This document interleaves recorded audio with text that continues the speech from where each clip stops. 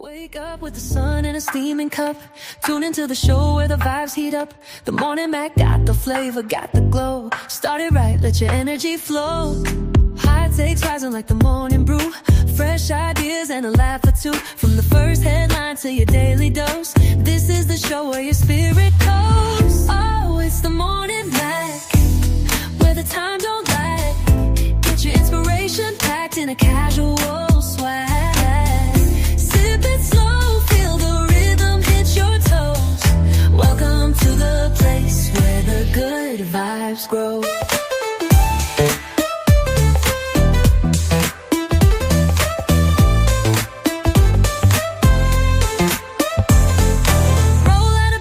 Dreams alive. The Mac got the groove, keeping you in stride. No snooze, just choose to wake up bold.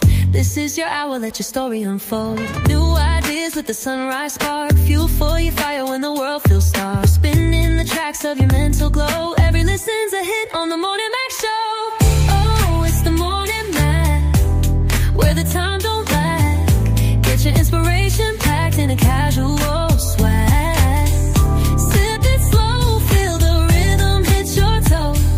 Welcome to the place where the good vibes grow.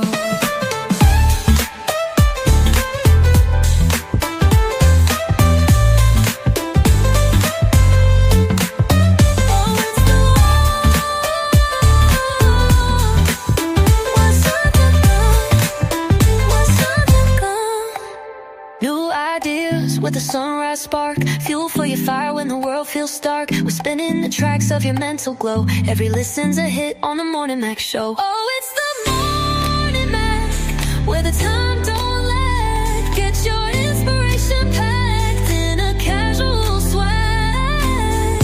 Sip it slow, feel the rhythm hit your toes. Welcome to the place where the good vibes grow.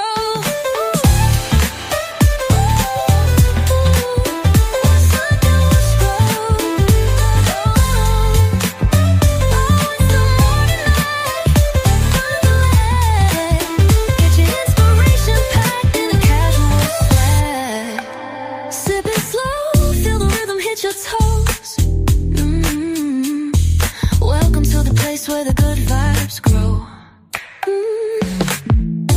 Roll out of bed, bring your dreams alive. The Mac got the groove, keeping you in stride. No snooze, just choose to wake up bold. This is your hour, let your story unfold.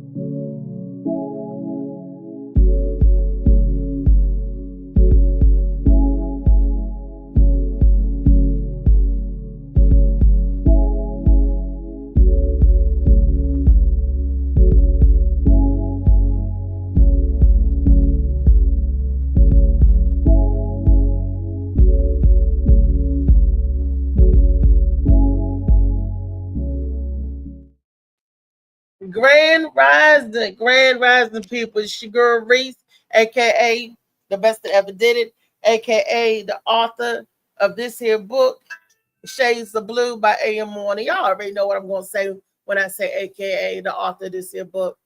I don't know what to say. What more could I say? What more can I say? Not much more. Just this is a good book.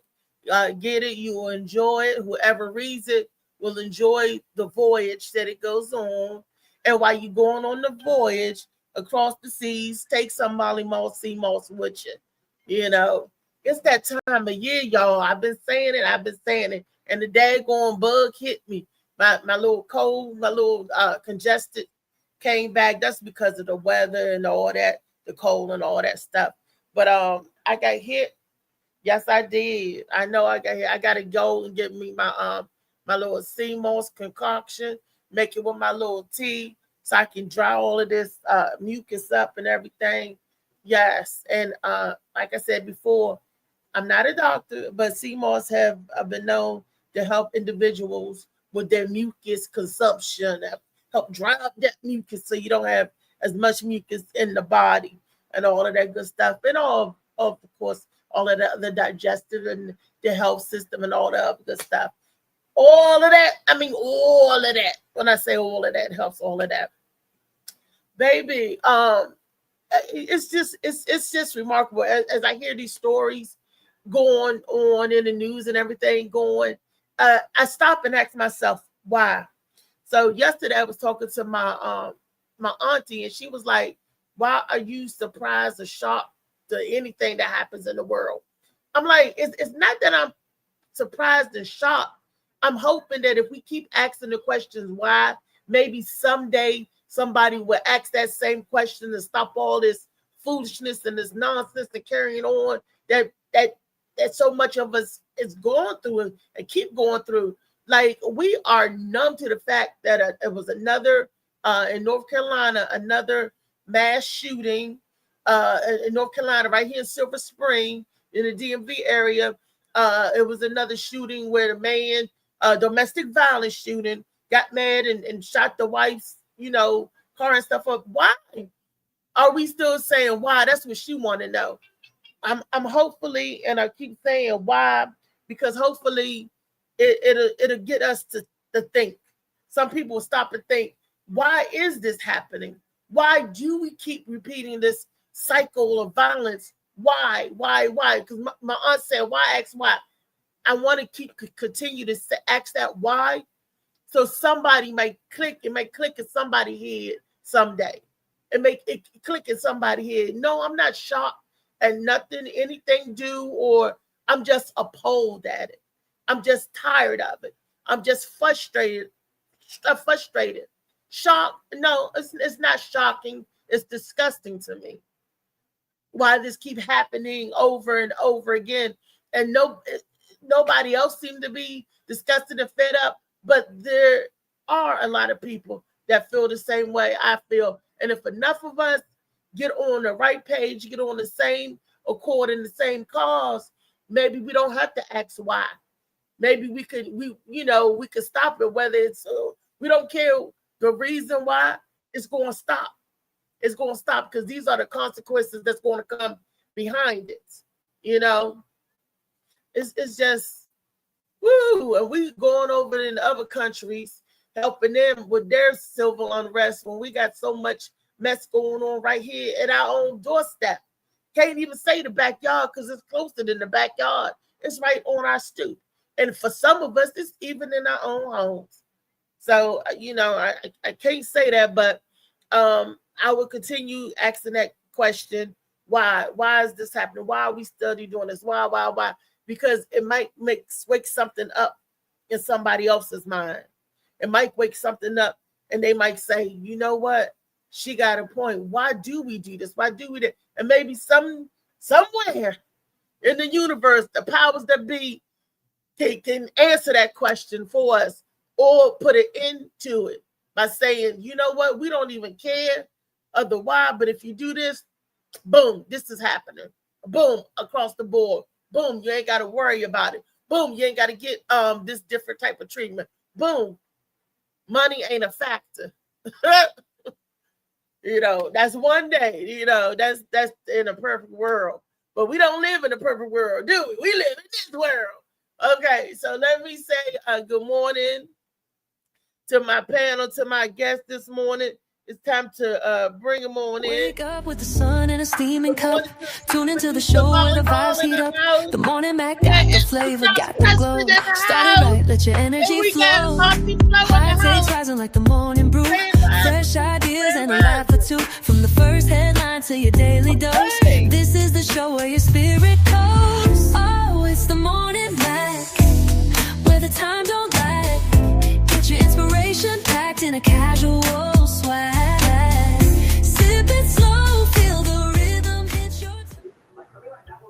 Hey, people. How y'all doing? Good morning. Grand rising to you all. What up? Y'all, What up, y'all? What up, LA? What up, Auntie? How What y'all doing? up? What up, Riri? look, I still got my head above water. I had to take this time over the weekend to decompress because the sinuses got all snotted up and the head got all full. I felt like a bobblehead. My head was just doing like this. Every time I got up, it was just so imagine every time you walk, you doing it. That was me. And the rain and stuff don't help. And just breakdown. Hey, the Hiya, whole hiya, hiya. cash. How you doing? I'm doing much better. I'm doing Glad much to hear that. better. Glad to hear that. hmm So, and y'all heard a little bit about the spill, and that question, why? I always ask that, why are people doing this? Why are people doing that? Not. It's like a rhetorical question. You know what I mean? Now, nothing shocks me of the bad behavior of anything anybody does. Um, but it's like that. And I'm going to say this other why. Eleanor Holmes Norton. I love me some Eleanor Holmes Norton. She's the delegate in Washington, D.C. That lady is 88 years old. So all of these other people, they want her seat. So I know the why. That's why they're doing it. They're like, where's Eleanor Holmes Norton when all of this stuff is going on in D.C.? Where is she at? Blah, blah, blah. She's always been a fighter. Every since she been in there. Eleanor Holmes Norton been in years. Let that lady rest. Okay. Y'all knew because they said, okay, because she's a DC a council member and she's a Democrat.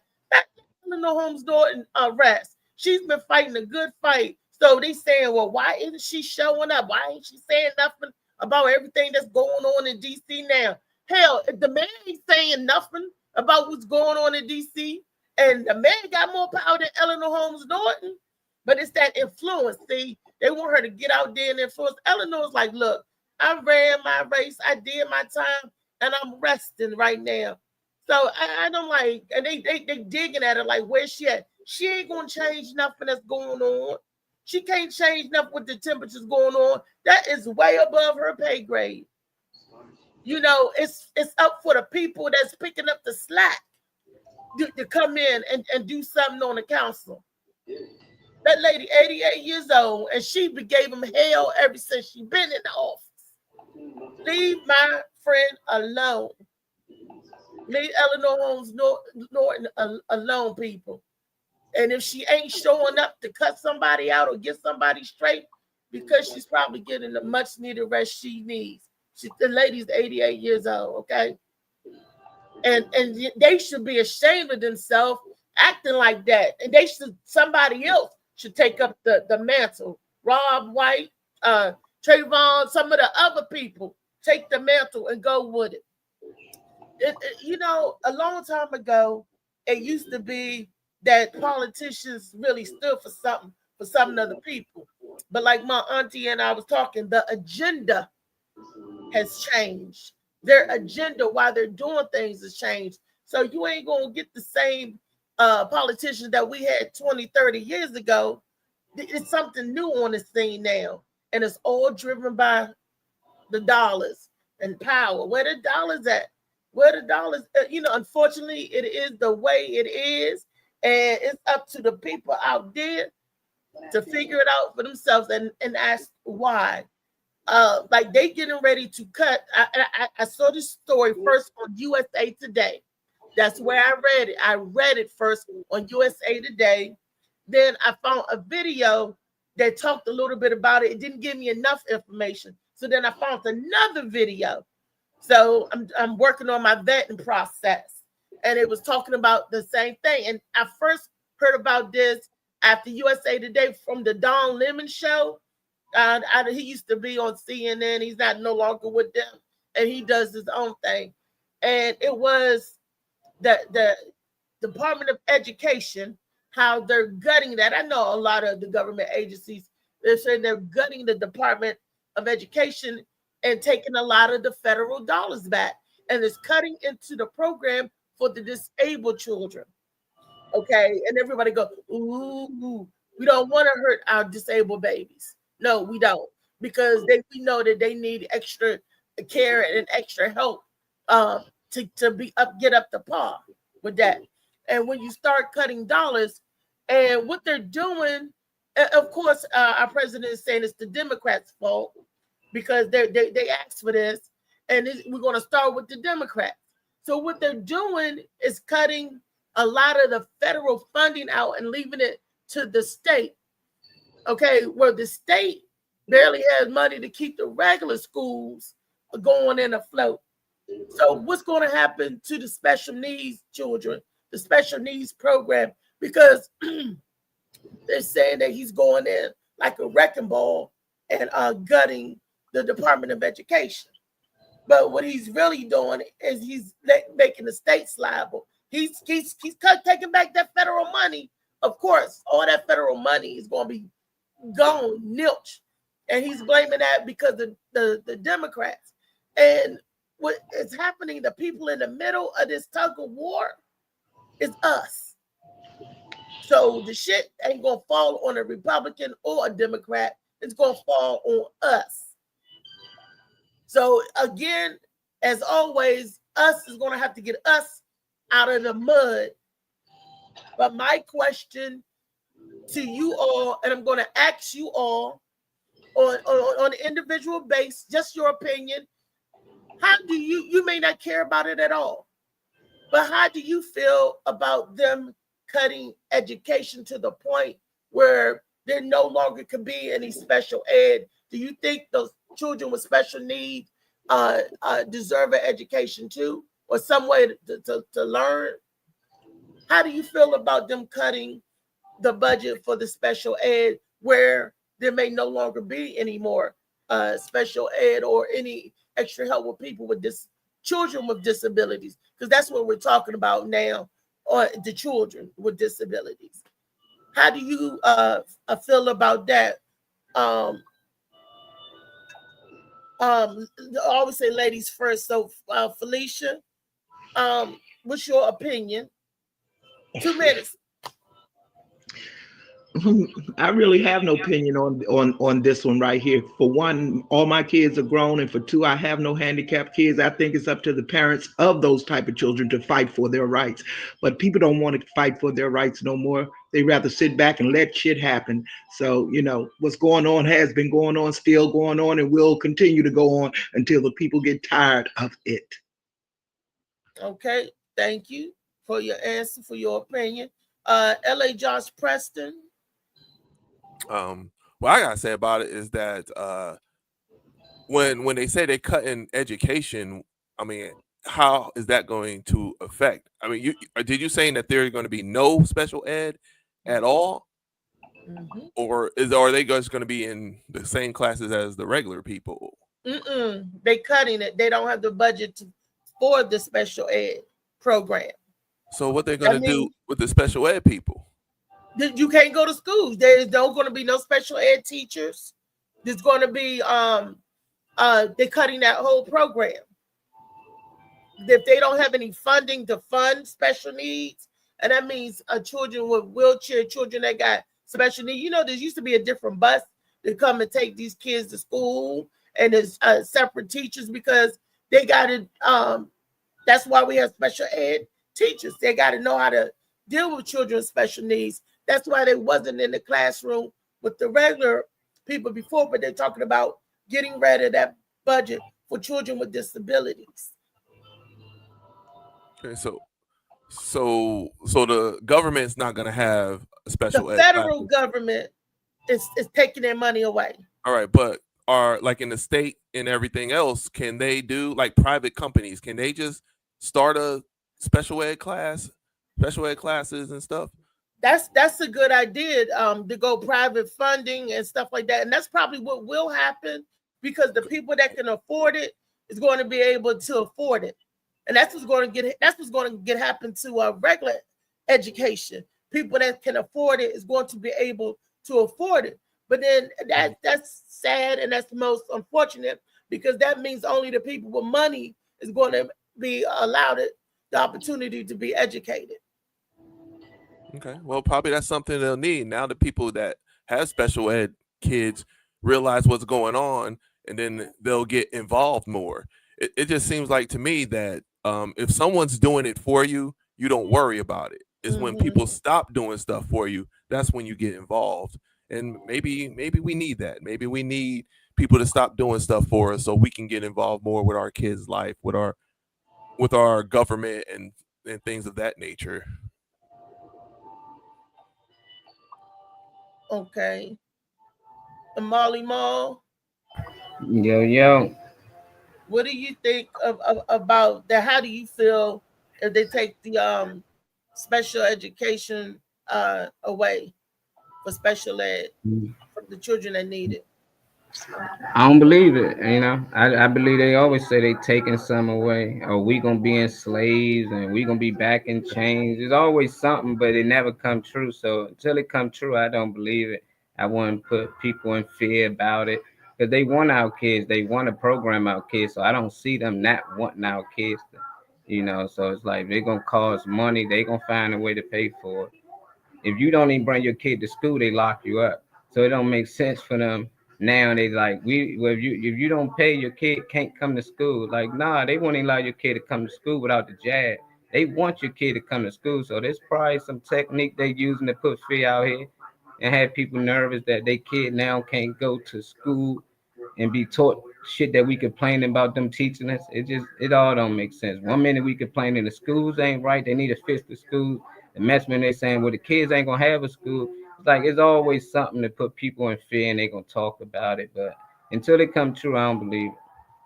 Well, they're already starting to come true. They cut the special ed program. I'm not talking about your regular functioning kids. I'm talking about those special need kids that need extra care.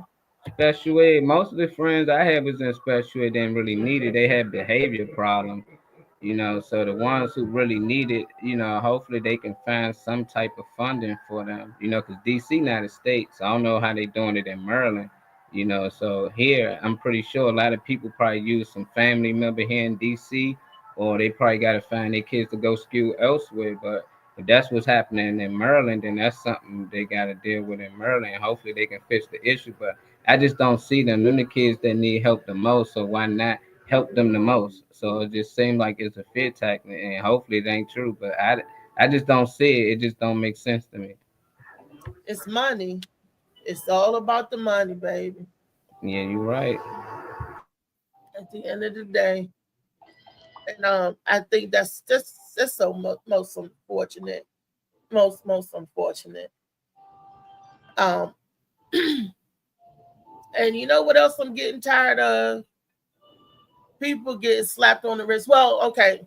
This next story is about the pastor. We got a video to share with that for about the pastor. Now, this is my thing. I get so tired of people bringing forth stories that happened 40 years ago, all out the blue. When if you told earlier, it could have helped save some other people. But and on the same token, I get tired of those type of people just getting slapped on the hand. That kind of stuff gets swept on the rug, under the rug. Here is a pastor, right? Was accused, not accused. He was convicted. He was convicted of at the age when he was 21 molesting a 12-year-old. Okay. But 40 years ago, that was okay. 30, 40 years ago, because that's what they did back in them days. Y'all seen it a lot. The younger girls, the older women, cultures and time has changed. But anyway, we're talking about 30 years ago, he got convicted because he molested at the time when he was 21. He was molesting a 12-year-old. And he's a pastor. He probably molested a whole bunch of people in between that thing. But now they're coming out, and he was convicted, went to court convicted, but they only gave him 6 months.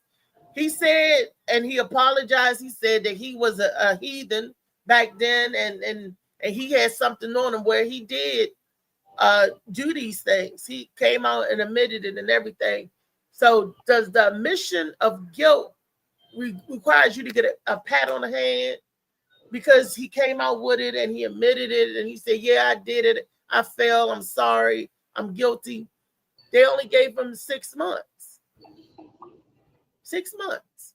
And I get so tired of people waiting so long to bring stuff out there because that girl could have saved other people. And also that our legal judiciary system always give those type of people pats on the back and on the hand. Y'all watch this video. Tell me what y'all think after y'all see the video. Jesus for the man who once led one of the largest congregations in America. Today, walking into an Oklahoma courthouse, pleading guilty to sexually abusing an underage girl. This has taken my entire lifetime to get here. That girl was Cindy Clemishire, now 55. Inside the courtroom, delivering a message to her abuser through tears, as Gateway Church founder Robert Morris admitted to 5 felony counts of lewd or indecent acts with a child in the 80s. People need to know who he is, that he came into our home as a pedophile, disguised as a preacher. The abuse began on Christmas night in 1982, Cindy says, when she was 12 and Morris 21. It continued for years. A secret Cindy kept until 1987, when she told her parents and church leaders, and for the first time last year, shared publicly. He started by touching my breast and putting his hands in my pants. Decades passed. Morris grew into an evangelical powerhouse, even serving on President Trump's Spiritual Advisory Council, at times alluding to past transgressions in his sermons. sexual temptation is an appetite of the flesh. And I developed an appetite before I was saved. His sins that NBC News reported on last year, now officially crimes. Morris handed a 10-year sentence, though he will only serve 6 months in a county jail as part of the negotiated plea deal. He will also have to register as a sex offender and pay $250,000 in restitution. There is hope to come out of shame and to be whole again. And that's my hope for me, my hope for other victims, and even for Robert. For this survivor, justice decades delayed, but tonight, no longer denied. Priscilla Thompson, NBC News. We thank you for watching. And now, Grand Rising. Hey, Phil. Hey, Phoenix. Thank you guys for joining. Well, happy Monday, everyone. Monday. Happy Monday to you, too. Now, I got a bunch of questions to that video or to that particular thing. Now, what's up, baby? You know what I'm saying? Right here, morning match. Yo, what up, Maul? What up, everybody on there doing our thing right here? Minnesota Avenue, right here around my way. Rico. What the? Trainer. Oh, you know it's serious. Fill out the car. Hey, Phil and Rico. What's happening, Reed? What's happening? You hanging out with brother Phil? Yeah, he said it around his way or something. Yeah, because they doing the they're out there doing the fundraising thing that Phil was talking about. This is on Minnesota and Pennsylvania. That's it. Phil, my man.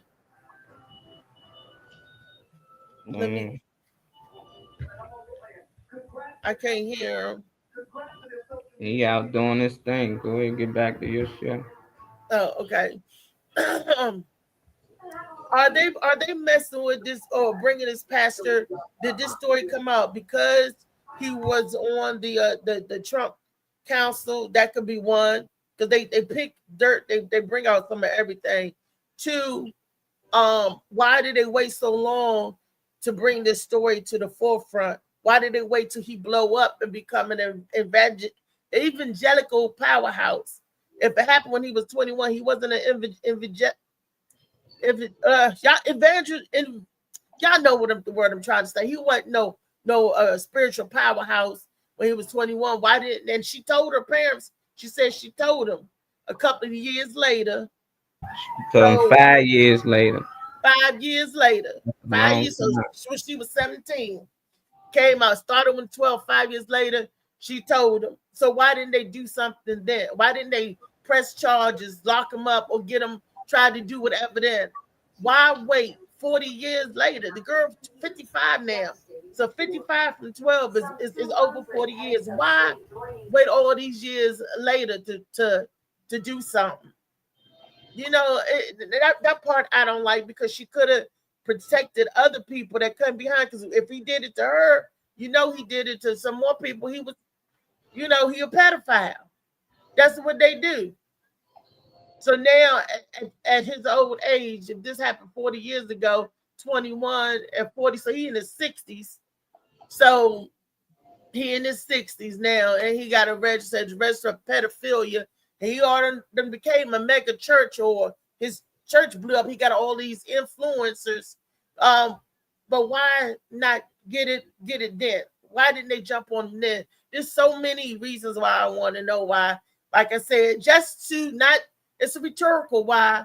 I know why they did it, but just to poke holes so other people can ask that question and may start to think and try and finally do something about this bad behavior. But then they give him a 10-year sentence and he only served 6 months. That I don't know how they do that math. Because a lot of people with 10-year sentence, do everybody just serve 6 months? No, I just don't know how they do that math. So, y'all, all of us got children. The question is, do you think as a parent, and 5 years later, your child told you something that you can still sit on it for the next 40 years? Or would you demand justice right then and there? I kind of know the answer to all of us, but I want you guys to give your own opinion to the story that we just saw. Weezy, because you got 3 girls. How did you feel about that?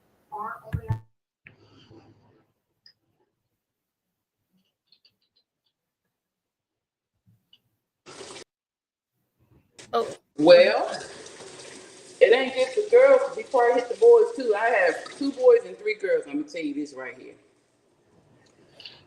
He wouldn't be breathing. That's all I'm saying. Because first of all, once I'm told, we're gonna go have a conversation. I'm gonna take it with me. Because people can lie when they're without the person, but when you face to face, it's kind of hard to lie. Mm-hmm. Also, there's you're able to do testing and stuff to check on if your child has been touched. Even if it's happened 5 years ago and your child's been active, they can still see it.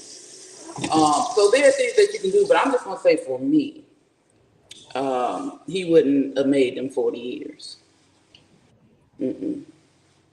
That's all I'm gonna say. Drop. He just wouldn't be here no more. I hear you. I hear what you're saying. That's it. Okay, Felicia, we always say ladies first, so we'll go around and get the female reaction. Well, I gotta look at it this way. It's got to be, for one, you got to ask the question, why do these people wait so long before they say something, especially a little child? If a child is raised right in the home, you can go to your parents and tell them anything, no matter what it is, okay? Now, for this child not to feel safe enough to go to her parents then to tell them what happened to her, there's something wrong in the home, don't you think? And there's something wrong in the hearts of man, don't you think? Yeah. More and more, man is losing his love in his heart. So that's what we have to look at, the changing of the human heart. And why people think it's okay to treat each other this way. So, that's the question you have to ask. I'm glad you brought that up, Auntie, because she didn't feel safe enough at home to come to her parents. But again, a lot of us didn't feel safe enough at home. Not saying that it was abuse in there, but some of our parents weren't open to hear us. That's what I was saying. It had to I be know. something wrong in the home for a child not to feel safe enough to go to their parents with something that dramatic that happened to them. Now, in my household, we was definitely not afraid to go to our parents and tell them things that happened to us. So something is going on in these kids' minds that they can't trust their own parents these days. Or they even back then. And you have to realize when a child go to it now, I have known children to go to adults for help. And those adults blame those children. Okay? Or say that child is lying. You see what I'm saying? So that raises a reason why kids will not go and tell another adult, because adults have been letting kids down ever since they have been born. That's why I say I'm glad you brought that up, because that happens. With my situation, I was 15, but this wasn't somebody that my family knew. This was a lifeguard. I felt like it was my fault. So I didn't tell my parents, because I blame me. So it could be that. It could be, because I was like, it's my fault. I should have been more aware. I should have been smarter. That I blame myself. And I didn't tell my mother till I was like 20.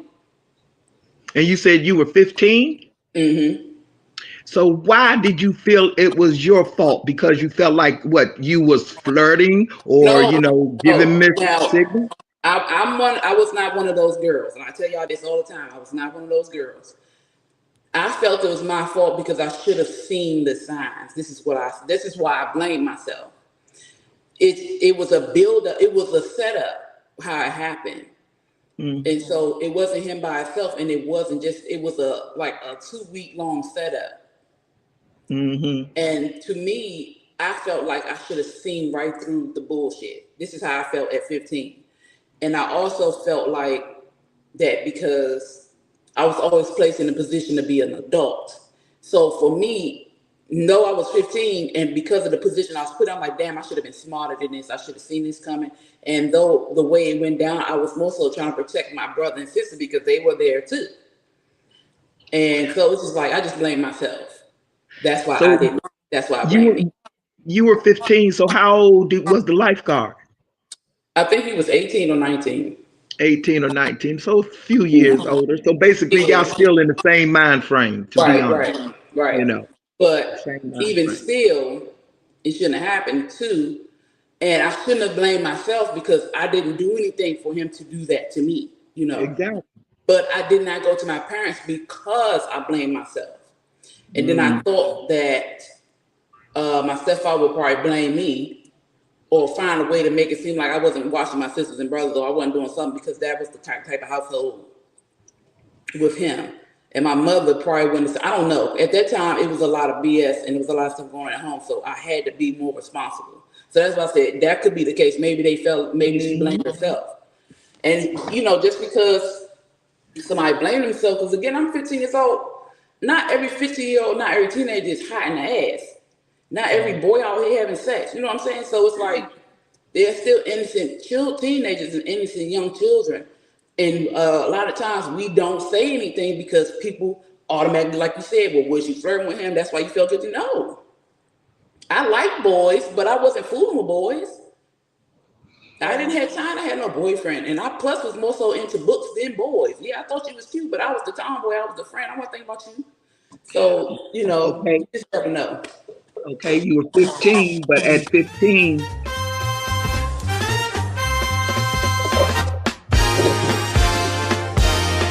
you say, Auntie?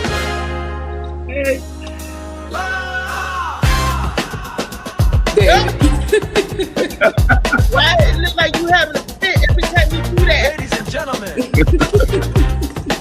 boys and girls, we ain't hear your music, baby. The funniest man in the world. Funny man. But we can let the gentleman go.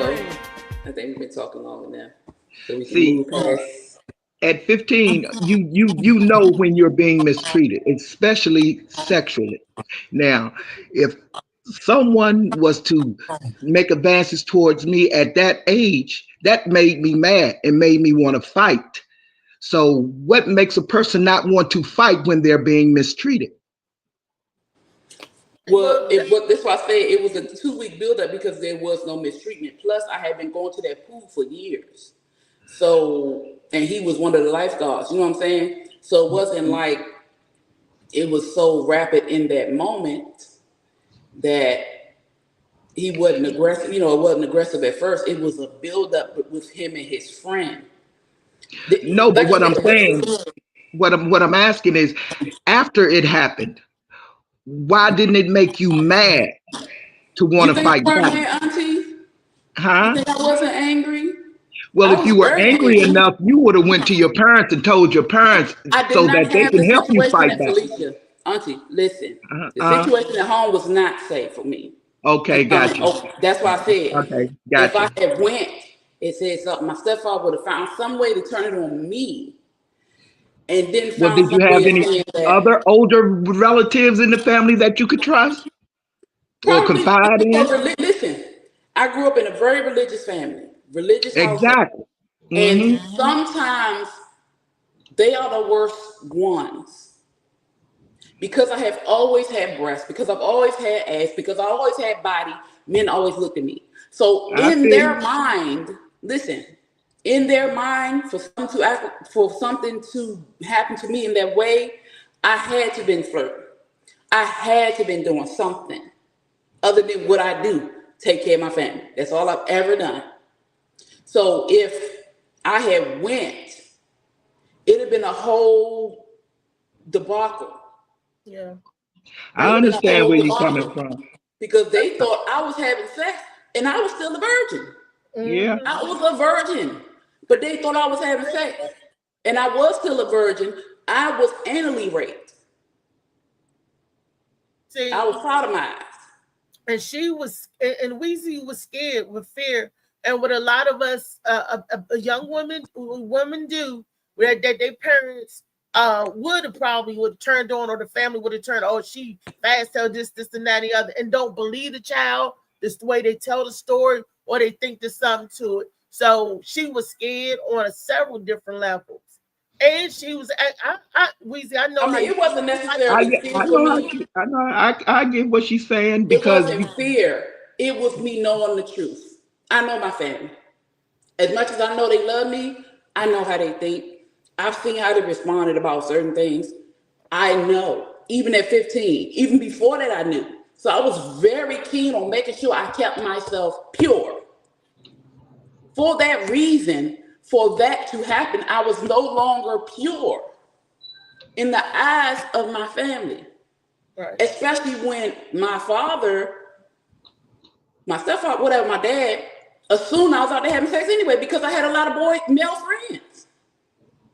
I had no safe place to go. So I kept it to myself and dealt with that on my own. And that could possibly be why she didn't say anything. Yeah, I agree. Even though you have loving family, even though they're there, you know your family. That's why I said I'm glad you brought that up, because like you said, they wasn't a safe, what was going on in the home, she didn't feel safe. And a lot of times, these pastors or whoever get away with it because the family followed them so hard when they're supposed to be following Christ. They idolize their pastor, so nothing he does is wrong. My sister was in a situation with a pastor, but the difference is my mama went off up in there. That's the difference. She wasn't one to blindly follow. At first she was, but eventually she started to wake up from that. And when it happened with my sister, though he tried to. He did not touch her. He tried to. My sister ran and told. And he had did something to one of her friends, so she told everything. And it came out. That's the difference. But if you're still blindly following these quote unquote leaders, and they do something, they're not going to believe you, because to them they're perfect. So you just never know. Yeah, that's why I've always said it's up to the next generation to correct the wrongs of the past generation. Because you got to realize, in our parents' generation, the talk of sex was taboo. Okay, that was taboo. Anything dealing with that type of behavior was taboo. They didn't want to talk about questions, and if anything of that nature happened, they would dismiss it or ignore it. Yes, they would. Okay, because they didn't want the trouble. And look at you different though. Yeah, but I'm so glad that my parents raised me different, to always be a fighter. Okay, nobody is supposed to treat you worse than your parents. Your parents And I had good parents. And if I had good parents and loving parents, and that showed me the love, I know when I step out there in the street, I know I'm supposed to at least expect the same type of treatment. I know when I'm being mistreated. And if I'm being mistreated, I'm going to fight, kick, scream. I don't care who you are. That was just me. That's what was brought up in me. Yeah. But parents back in those days, they didn't do that.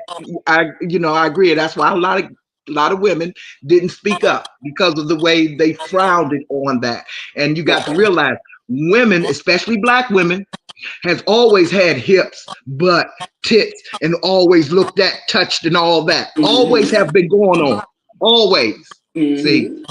And yet, because of that, we are looked at as fast, even though we have no control over what our body does. Exactly. And another thing, to bounce off the fighting, I was a fighter. Best believe I was a fighter. I was protecting my brother and sister because that other dude was still out there with them. Yeah, so it's really the hearts of man that has to change, because there's nothing we can do about it until the heart changes. Yeah. Okay. Let's get back to that pastor only getting 6 months. But R. Kelly still. Well, he's an advocate of Satan. He's an advocate of Satan, and Satan is always going to get off. So I'm sorry. Go ahead. Did he really though? Because he got to deal with them crimes later. At the end of the day, the thing is, they could have thrown the book at him, but because of the years, though they gave him 10 years, they probably couldn't make him serve those 10 years.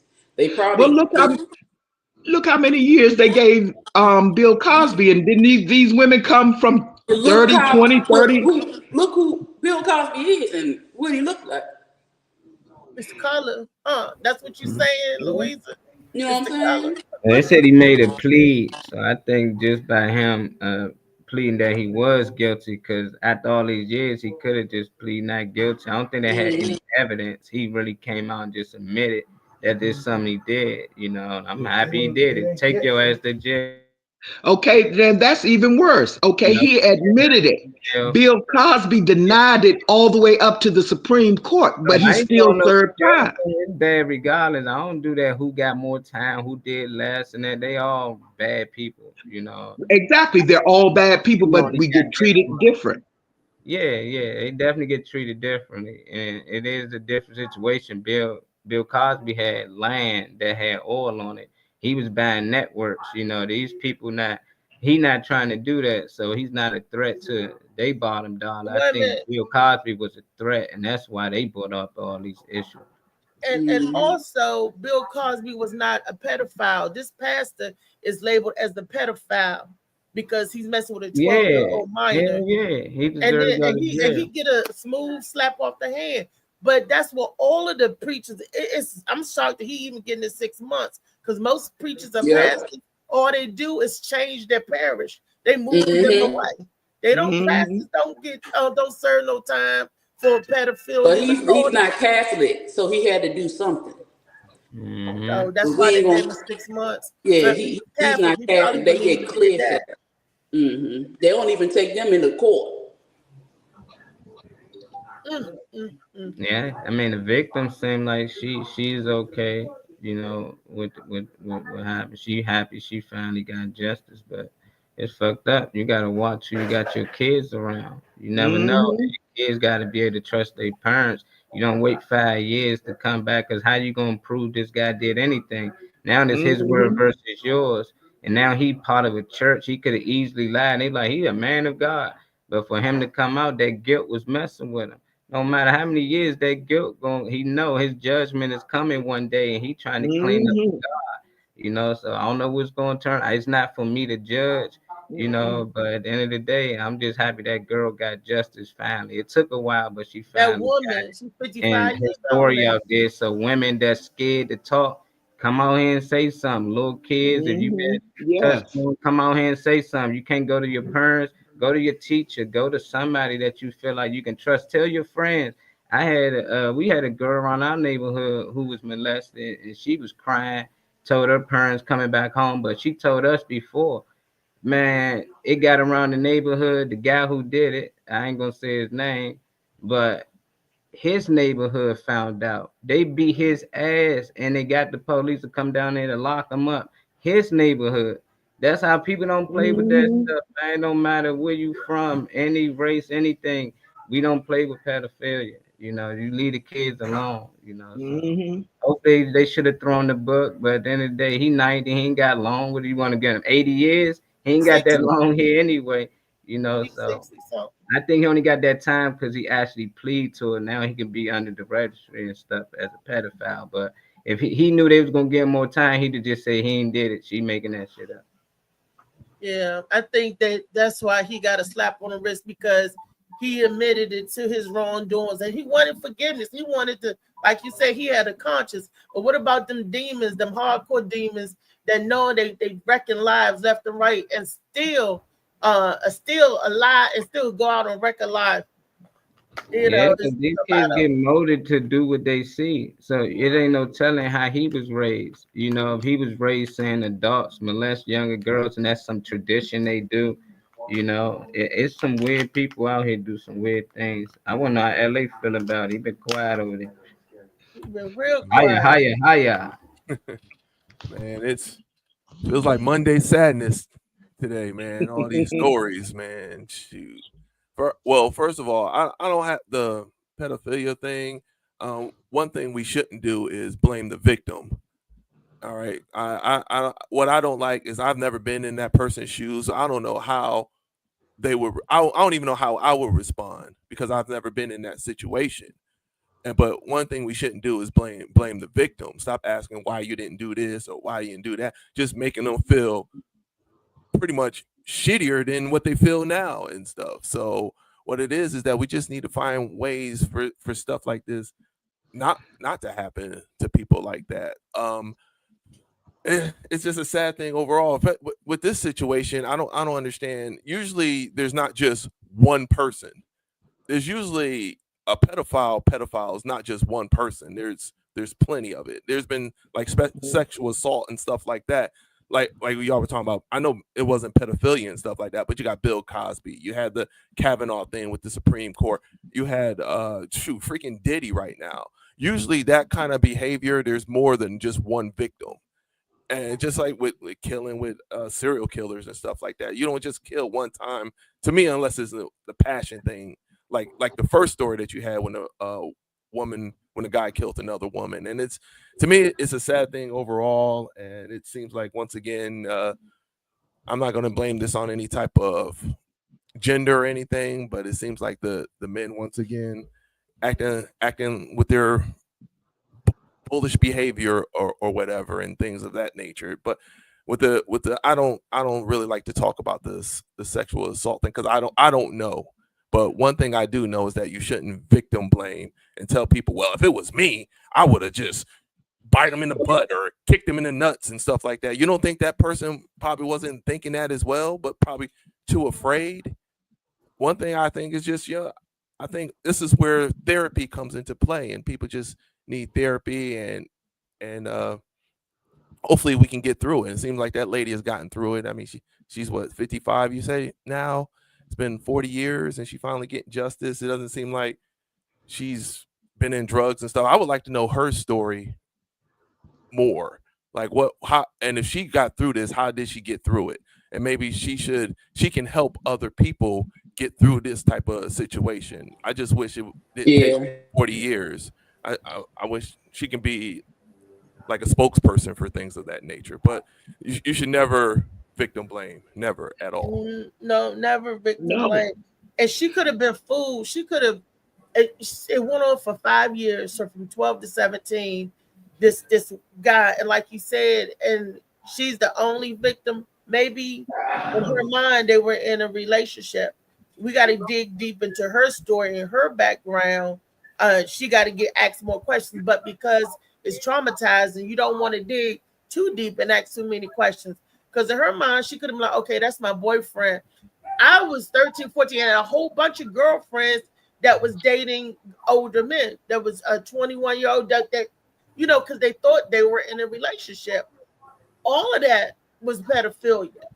All of that's pedophilia. Even when a little girl have a crush, and sometimes a man know that, and he'll play on them girls, emotional, whatever. You think you got a boyfriend? No, you got a pedophile. That's what they, you know, they're not understanding that. They're thinking, oh, we go together. The women too, Reese, because them older women be going after them younger boys, but the boys don't look at it that way because they're like, dang, I done did an older woman. Oh, she done got you, because that was pedophilia too. And we need to get that stigma out there that just because an older woman comes to you as a boy, don't make you the man. She was wrong as shit. Right. And when and it's a lot of stories that are coming out now, especially with these artists, it's a lot of transparency, which I'm so grateful for. I can't think of it, but D. Ray brought it up too, the comedian. It happened to him, and it made him look at women different. It happened to a lot of men. It happened to a lot of boys where these older women go and they do things to them, and not just 5, 6, 7 years old. Sometimes 20 years old. Sometimes they're babysitter. Sometimes they're mama's friend. Sometimes they're auntie friend. And so they think because it's an older woman that they got it, but later on, as you get older and you start to deal with things, that comes out and you realize, damn, I was young and shit. That did do something to me. So it's not just the women. It happens a lot with women, but it damn sure happens a lot with boys, which is why I don't play with my sons nor my daughters. No. So true. But my question is this to the adults. Why are the adults turning their backs on little kids? And sometimes it be your own parents, because like you said, mother's boyfriends, little girls have been raped by their mother's boyfriends, their own husbands or whatever, and stuff like that. And you can't go to your mother, because when you do, your mother cusses you out or probably beat you or say that it's your fault. That's what we said earlier. So why are the adults, now we supposed to be leading these kids and teaching these kids, but instead we're traumatizing them, hurting them, and doing all types of things and destroying their whole mental state. Okay, instead of protecting them, we don't protect them. We destroy them. We make them who they are, and then when they become who you made them, you get mad and want to crucify them. Ask yourself that question. That's exactly the question. Exactly. Mankind needs to ask themselves that question. How are we failing our children to where they no longer feel safe coming to adults? That's why they feel more safer amongst their own peers. That's why a lot of kids join gangs, to be honest with you. Well, I think now the way we parent our children do feel safer, I would say.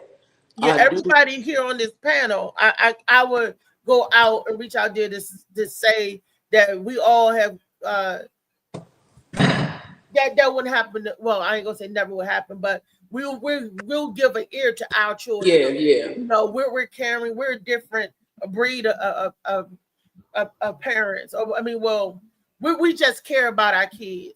I know Molly cared about his. I know Josh cared about his. Weezy, Felicia, David, myself. Everybody on here has a child, and we all know that we'll go above and beyond for our children, and we'll. Baby, no hook or crook. If something happens, we going out there. That's so true. That's so true. We care for our children. But if I see a child being mistreated in my sight, I'm going to put a stop to it. I'm not going to turn a blind eye. And it's a lot of adults will turn a blind eye just because it's not your child. To me, they're all my children. Yep. That's just the way I feel. They're all my children. Me too. I've had households of children. I have taken care of other people's children because of that. I have taken care of my nieces and nephews. I have did that with my siblings. I have done that for a long time, to the point that I have had to stop, because once I say you're my child, I take care of you like you're my child. But then at the end of the day, I still have to deal with your parents.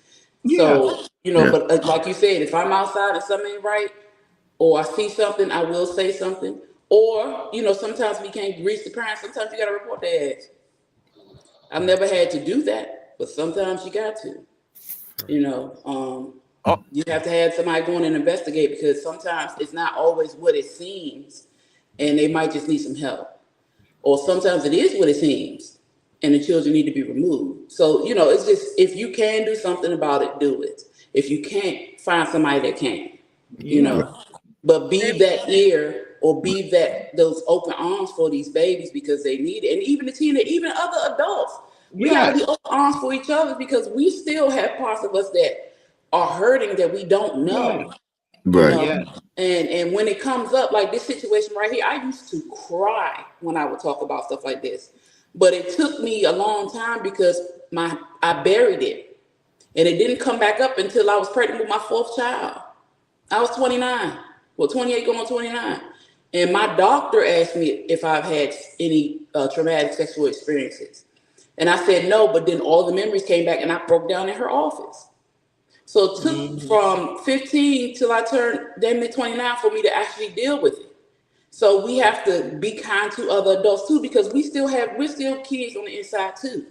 Yeah. We still are teenagers in there. We still are, because every year we turn an age older, but we still are learning from those years before. So we got to work on the babies, we got to work on the teenagers, but we still got to work on the adults too. Because trauma never goes away. Once you've been traumatized, it will. It stay with you. You have to work on it. But it don't never go away. It's how we handle it, how we deal with it. But when you've been traumatized, you've been traumatized. You've been broke. Now the body heals, it heals, but you still have that scar. We gotta, sometimes different things will trigger something, or take you there all of a sudden, and you didn't mean to go there. Trauma is trauma. Trauma is with you for the rest. But the reason why I say it can, because a lot of things that used to trigger me don't trigger me now. Why? Because I dealt with it. Because you healing.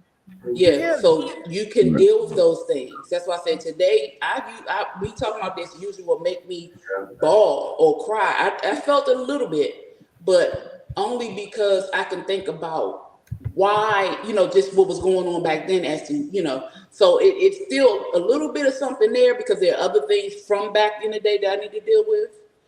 But you can deal with it. I could sit here and have a whole conversation. I could go word for word for everything that he did to me and not break down and cry about it, because I dealt with it. And that anything that I have been through, if you don't deal with it, if you don't release it, it will stay there. And no, we are never broken. We got to stop saying that. Right. We can bend, we can stretch, but we will not break. The only reason why we feel like we're broken because we feel lost. But if you sit in your shit, and that's the only way I can say it, sit in your shit and clean it up, you'll be fine. Yeah. And also as parents, we have to make it safe for them to feel open to to, like, a good example, my daughter and everything. I discuss this with my daughter all the time. I said, if anybody touch you, anybody, whatever, no, come to me or whatever, and tell me. And she said, no, Daddy, I will kick him in the nuts first, then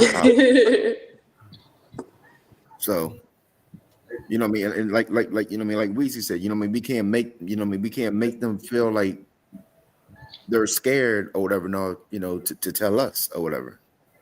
And like I said, I tell my, every time she's with me and all, I'm like, don't be scared to tell me anything. Anybody bothers you,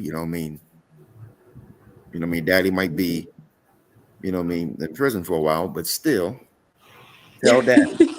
my biological father said. See, that's what I'm saying. When it, situations like this, when you say tell the parents with an S, I don't know, man. I think sometimes it's parent. It's just one parent in the house, and they can't control. I mean, I'm sure with one parent, they probably working 2 jobs and things of that nature, and they got to cook and clean and do all that. I don't think they have time to actually be a parent. I would love to see a study of situations like this where it was a 2-parent household compared to like a one parent household. I was in a Because two-parent household, Josh. Plenty of them. Stepdad, right? That's your situation.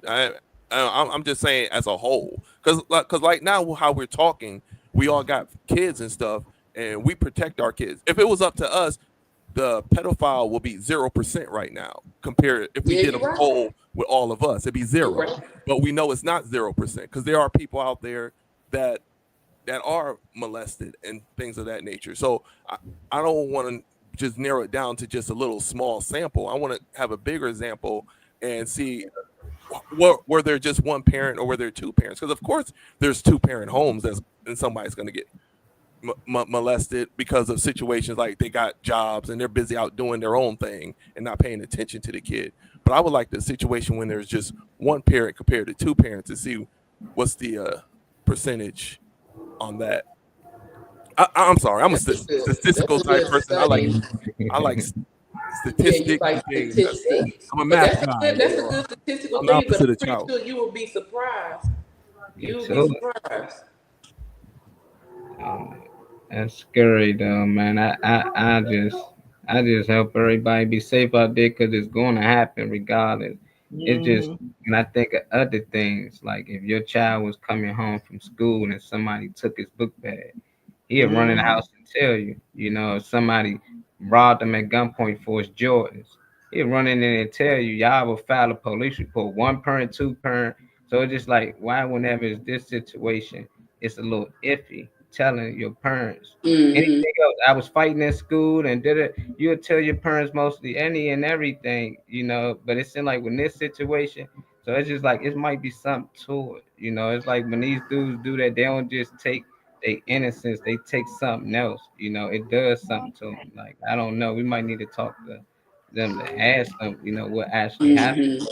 Anything else, a lot of kids, they tell their parents on everything. They even snitch on their friends and everything. They're like, oh, they snitch on their siblings all day. Oh, he took some candy. So it's just like, you can't snitch on this person. It's something that happens. It's something else that we probably just can't explain for these kids to get quiet.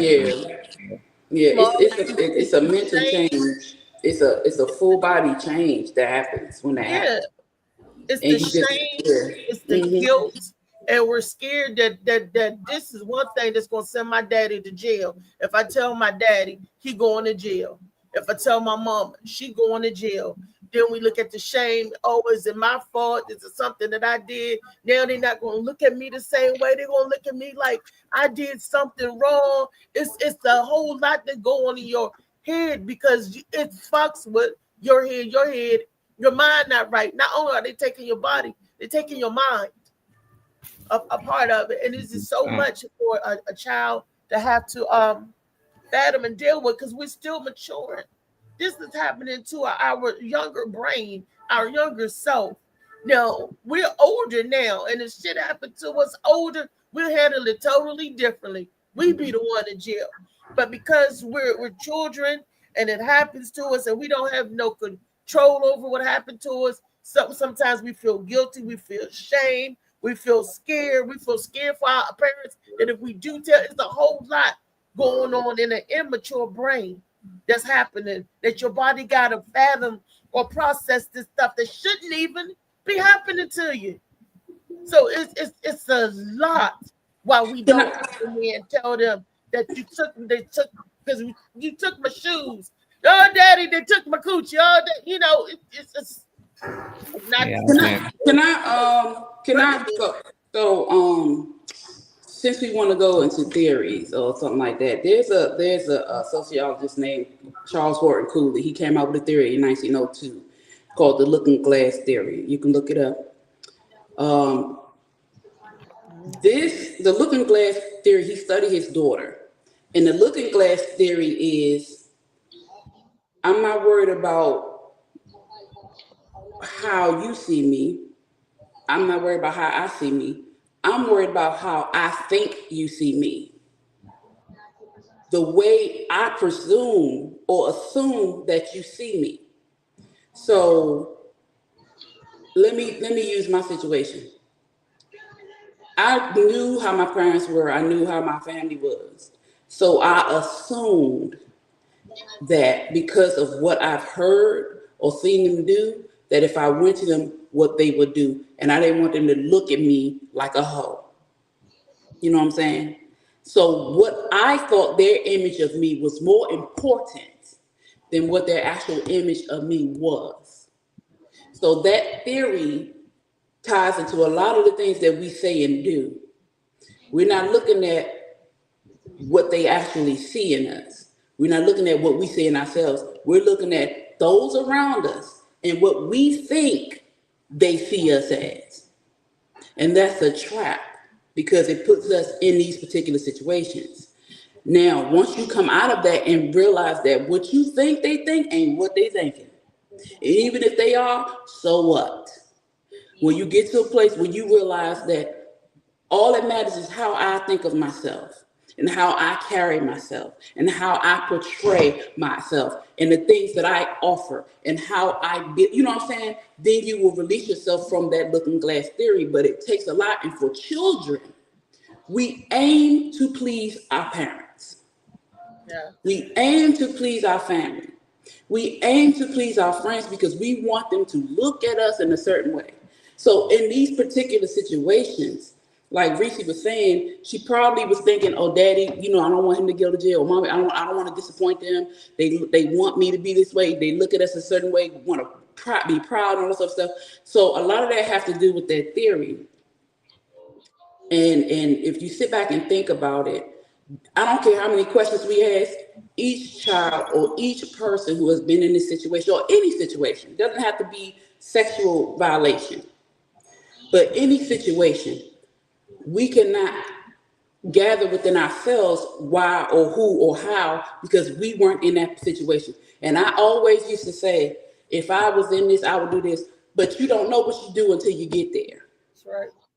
So we can ask these questions, but again, if you're going off the looking glass theory, we will really understand that it's nothing that we can think or analyze because we weren't there. We don't know what they thought.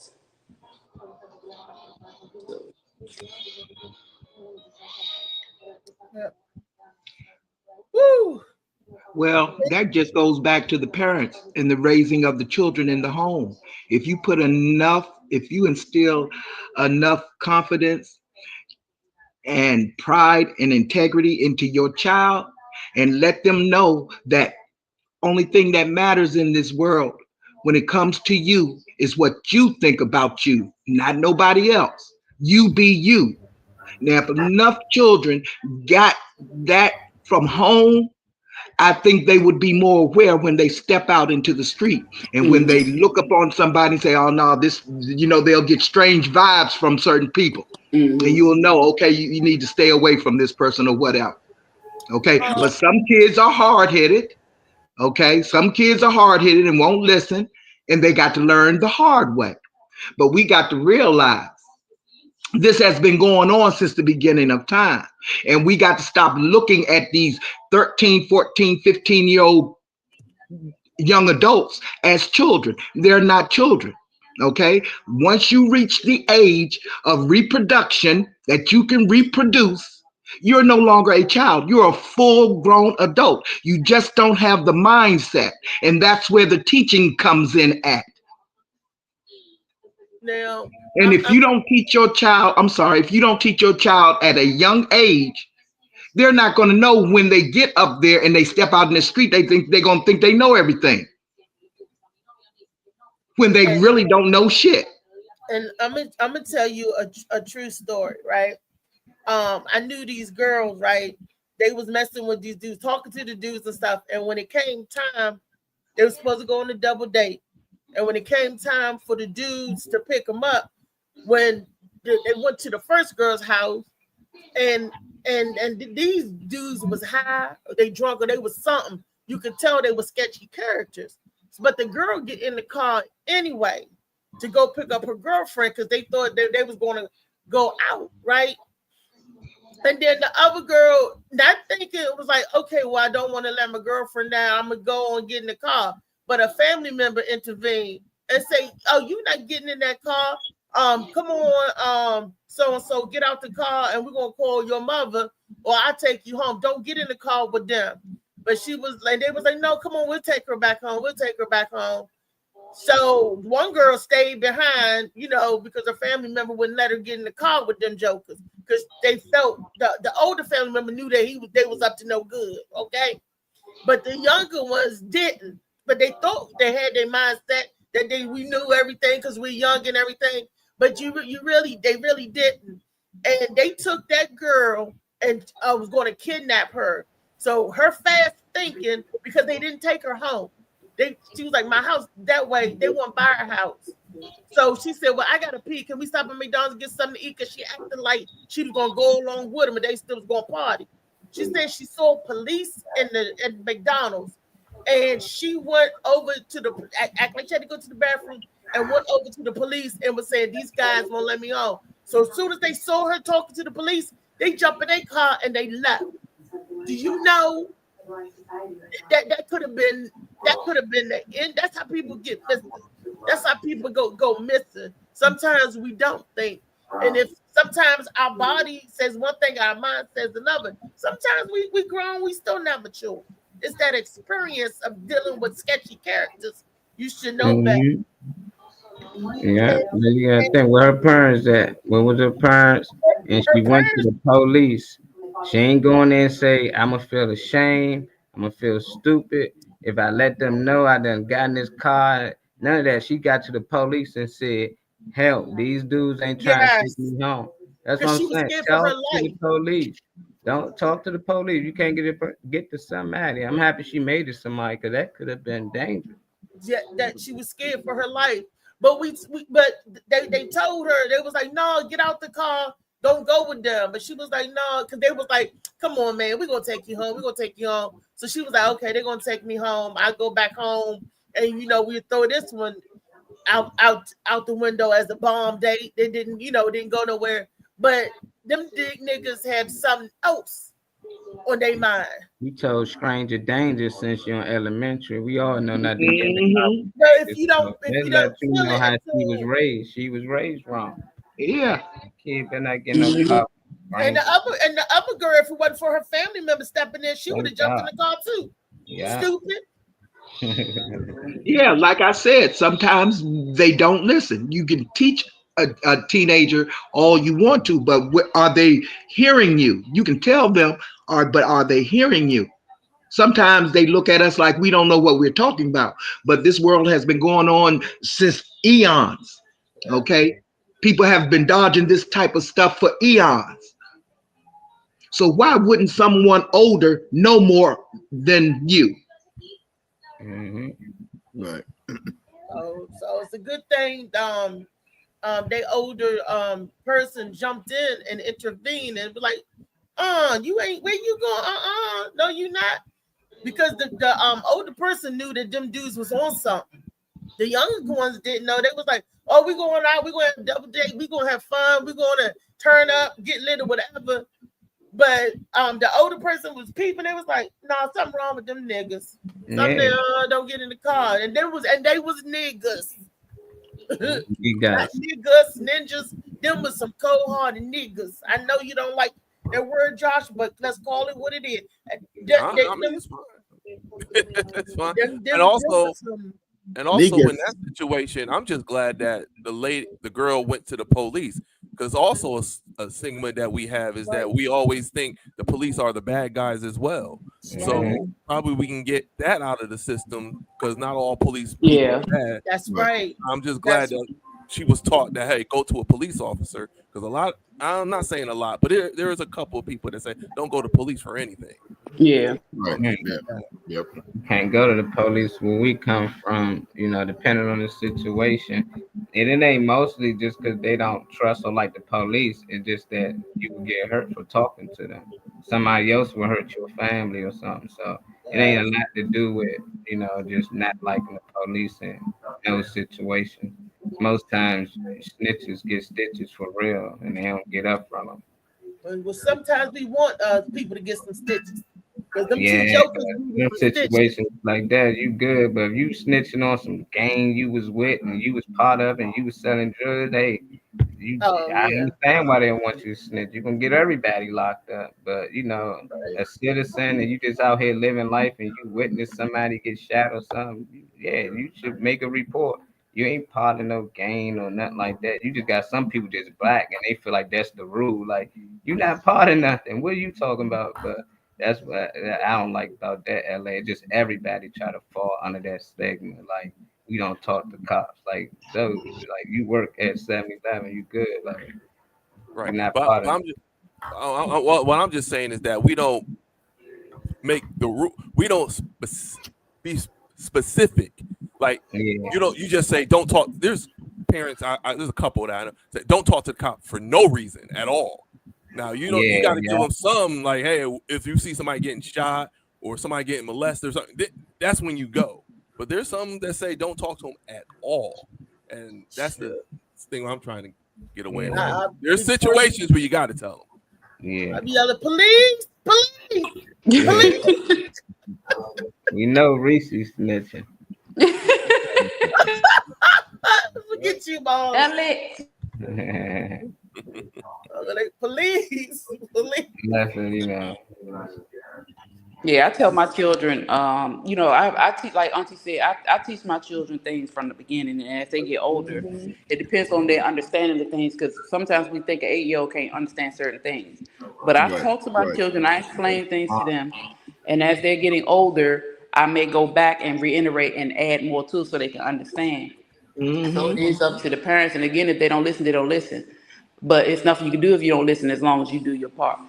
Now, what I do want us to do is find something that will bring some sunlight to this dreary Monday. Do we have a happy story? A silly one? We always have happy stories. There's always a happy story. We are the happy story. The fact that we are here, that we're healthy, that we could talk and expound on our experience, to tell and share with other people. That is the happy story, and that's what we need more of. Conversations that help other people get through to their next level or their next chapter that they need to get through. So we are the happy stories. Like we said, we are the party. We are the happy stories. We are the examples. That is true. Well, I don't have to pay for a lawyer right now, so my happy story. He's elated. I'm still waiting. You know, I'm still waiting for it, but that's my happy story. So the happiness. Would you thought you had to pay for a lawyer for it? Oh, I didn't think I had to pay a lawyer for anything. So some people just be talking shit on Facebook and don't back up anything. That's the problem. People be acting tough on Facebook, but when it comes to the real life situation, they backing down and shit. I'm still waiting, man. It's been supposed to be 7 days, and it's been Tuesday will be 4, so it's been 13 days right now, and I haven't got any word. So it's just nonsense. I'm just, you know. You can get them papers, sir. I'll be getting them soon. I'm sure it'll be Molly name on it somewhere as a character witness. Character witness. Look at that, Chef Dennis. Oh yeah, Chef Dennis. He gonna get one too. Yeah, you Chef Dennis. Chef Dennis. It's right there on your name. I see it. It's a LA aka Chef Dennis. I see it. So, because they asked to come so on. She didn't make a mistake. She was actually right. We're gonna use this in court. Matter of fact, we're gonna use this in court. But I do give shout out. Let me give a shout out real quick to Brenda Brown. She used one of my comedy routines at the barbershop as one of her spotlight reel. I know. I guess it's to make up for the mistake of being. Chef Dennis got all the credit though. Chef Dennis called me and said, "Man, I just got booked in 2 places." So Chef Dennis is gonna start doing comedy now. Whatever. Me, he got booked. The Apollo and the Funny Bone and all that stuff, man. Joe Rogan contacting him and everything, so he's doing big things. Chef Dennis got out. Is right. One of the people in the comments, is anybody saying anything to the story of the, no? Yeah, not really. Kenny in here. What story? About Kenny said the we need some pastor. happy stuff. Get some happy stuff from Kenny. Cal. Kenny and Cal. Cal gone, man. Yeah, he gone. Cal said a lot of those early traumas lead to hurting others growing up. Those traumas helped us become who we are today. We can hold on to them and keep them and keep projecting them, or heal and help others see the light. Yeah. Right. And David, the story was about the pastor pedophilia, 21 molesting a 12-year-old, and he became this booming pastor of this church. You know how you blow up, become a mega pastor of a mega church and all this. And he was convicted and he pled guilty to his charges, and he said that he fell down of messing with a 12-year-old when he was 21. And he pled guilty. They gave him 10 years, but he only was said to serve 6 out of that 10. And Molly made a good point. It's because he pled guilty. He could have just drew it out and whatever. But I'm glad he spared the court's time and spared the taxpayer money by saying, yeah, I did it. I messed up. I was young back then, didn't know no better. I did it. And then I guess they were looking at that, well, I guess they didn't look at it so much as criminal. They probably looked at it as you stupid or you couldn't control your hormones versus it being more criminal. So maybe that's maybe that's why. But who knows? And she was just glad that she got to tell her story. She told her story to her parents 5 years after it happened because he did it for 5 years. But I'm just wondering, did the parents sit on it? Did the parents was like, that's shameful, or we can't do that, we're gonna tear pastor down? Like you said, Louisa said earlier, a lot of people, instead of them following God, they follow the pastors. They follow that man instead of them following that. So it could have been something shameful. As a family, be like, don't say nothing, girl, hush, hush, hush. That's just the way it is. Hush up, girl. But she could have got muffled out. But they could have knew what was going on since it was going on for 5 years. Yeah. Anyway, a girl gonna be by herself at the pastor, by herself. But we ain't gonna go there. But they could have known. 5 straight years. There's a lot of pastors being exposed. You know what I mean? But a whole lot of wolves in sheep clothing. Yep, and I know some pastors that allegedly, and some people would that's don't hold your tongue. Say something. Where they at? Talk. Where they at? Put their name out. They on blast. TDJ. Who is it? At the Diddy party, but the pastor got time and stuff, so ain't gonna. I just want to get a shout out real quick to Kenneth Clark for saying "Speak LA." Thank you very much, man. I like when people give me a shout out like that. We cool, Kenny. Just want to know. Just want to say that you're cool in my book.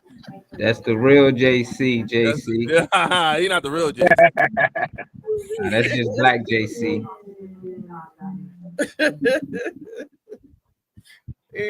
What did y'all do over the weekend? Nobody told me about the show that they did over the weekend. And I know y'all had some shows over the weekend, right? No? I chill. I got a show this weekend. We doing a show right now. Hey, Phil. What's up, fam? You was back in the car on Freaky Friday. How did it go? How did your show go? Oh, my show was fire, man. Taco Rock was like that. We rocked it out, man. I told you. It was like that. But I'm gonna tell you about what we doing right now. We out here on the corner of Pennsylvania and Minnesota Avenue, man. We got gospel go-go out here. We out here giving away food. We out here giving away water. We out here talking about Street Line. I'm out here promoting our comedy show on October the 25th.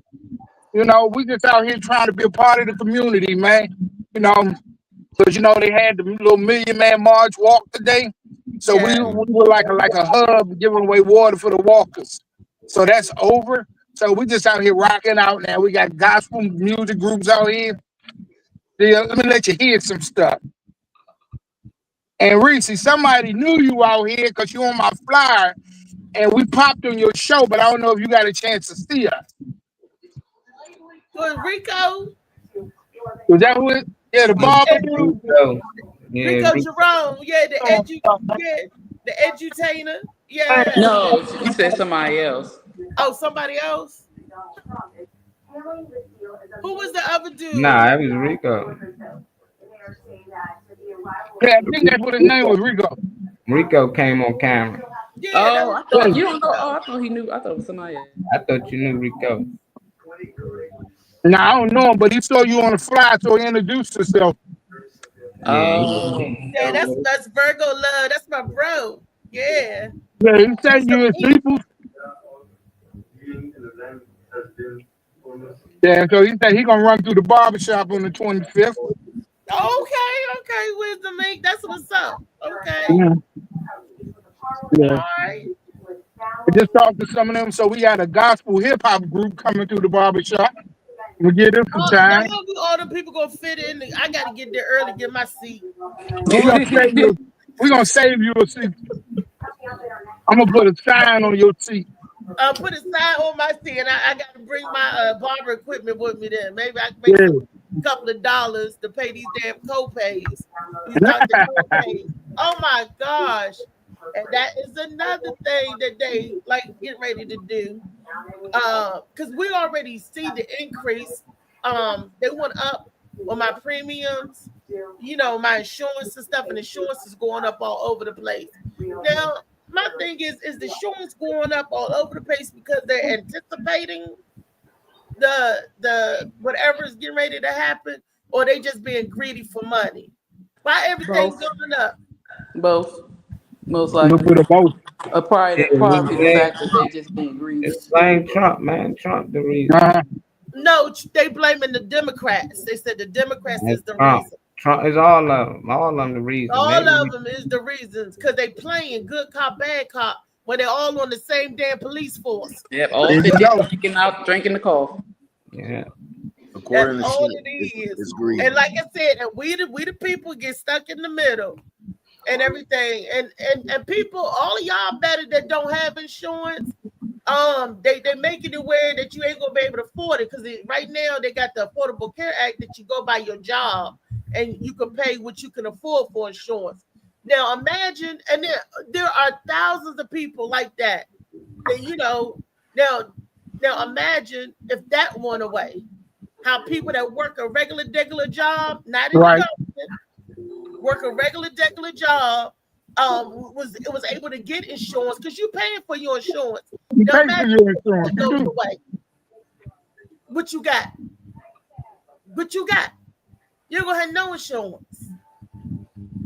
No. What else we ain't gonna have? We ain't gonna have freedom. We ain't gonna have insurance. We ain't gonna have what else? We're gonna be on curfew. What time we gotta be? The freedom of speech. What else coming? That's man? my next topic. Stay out here. What else coming? I want to know what else. The next topic, freedom of look.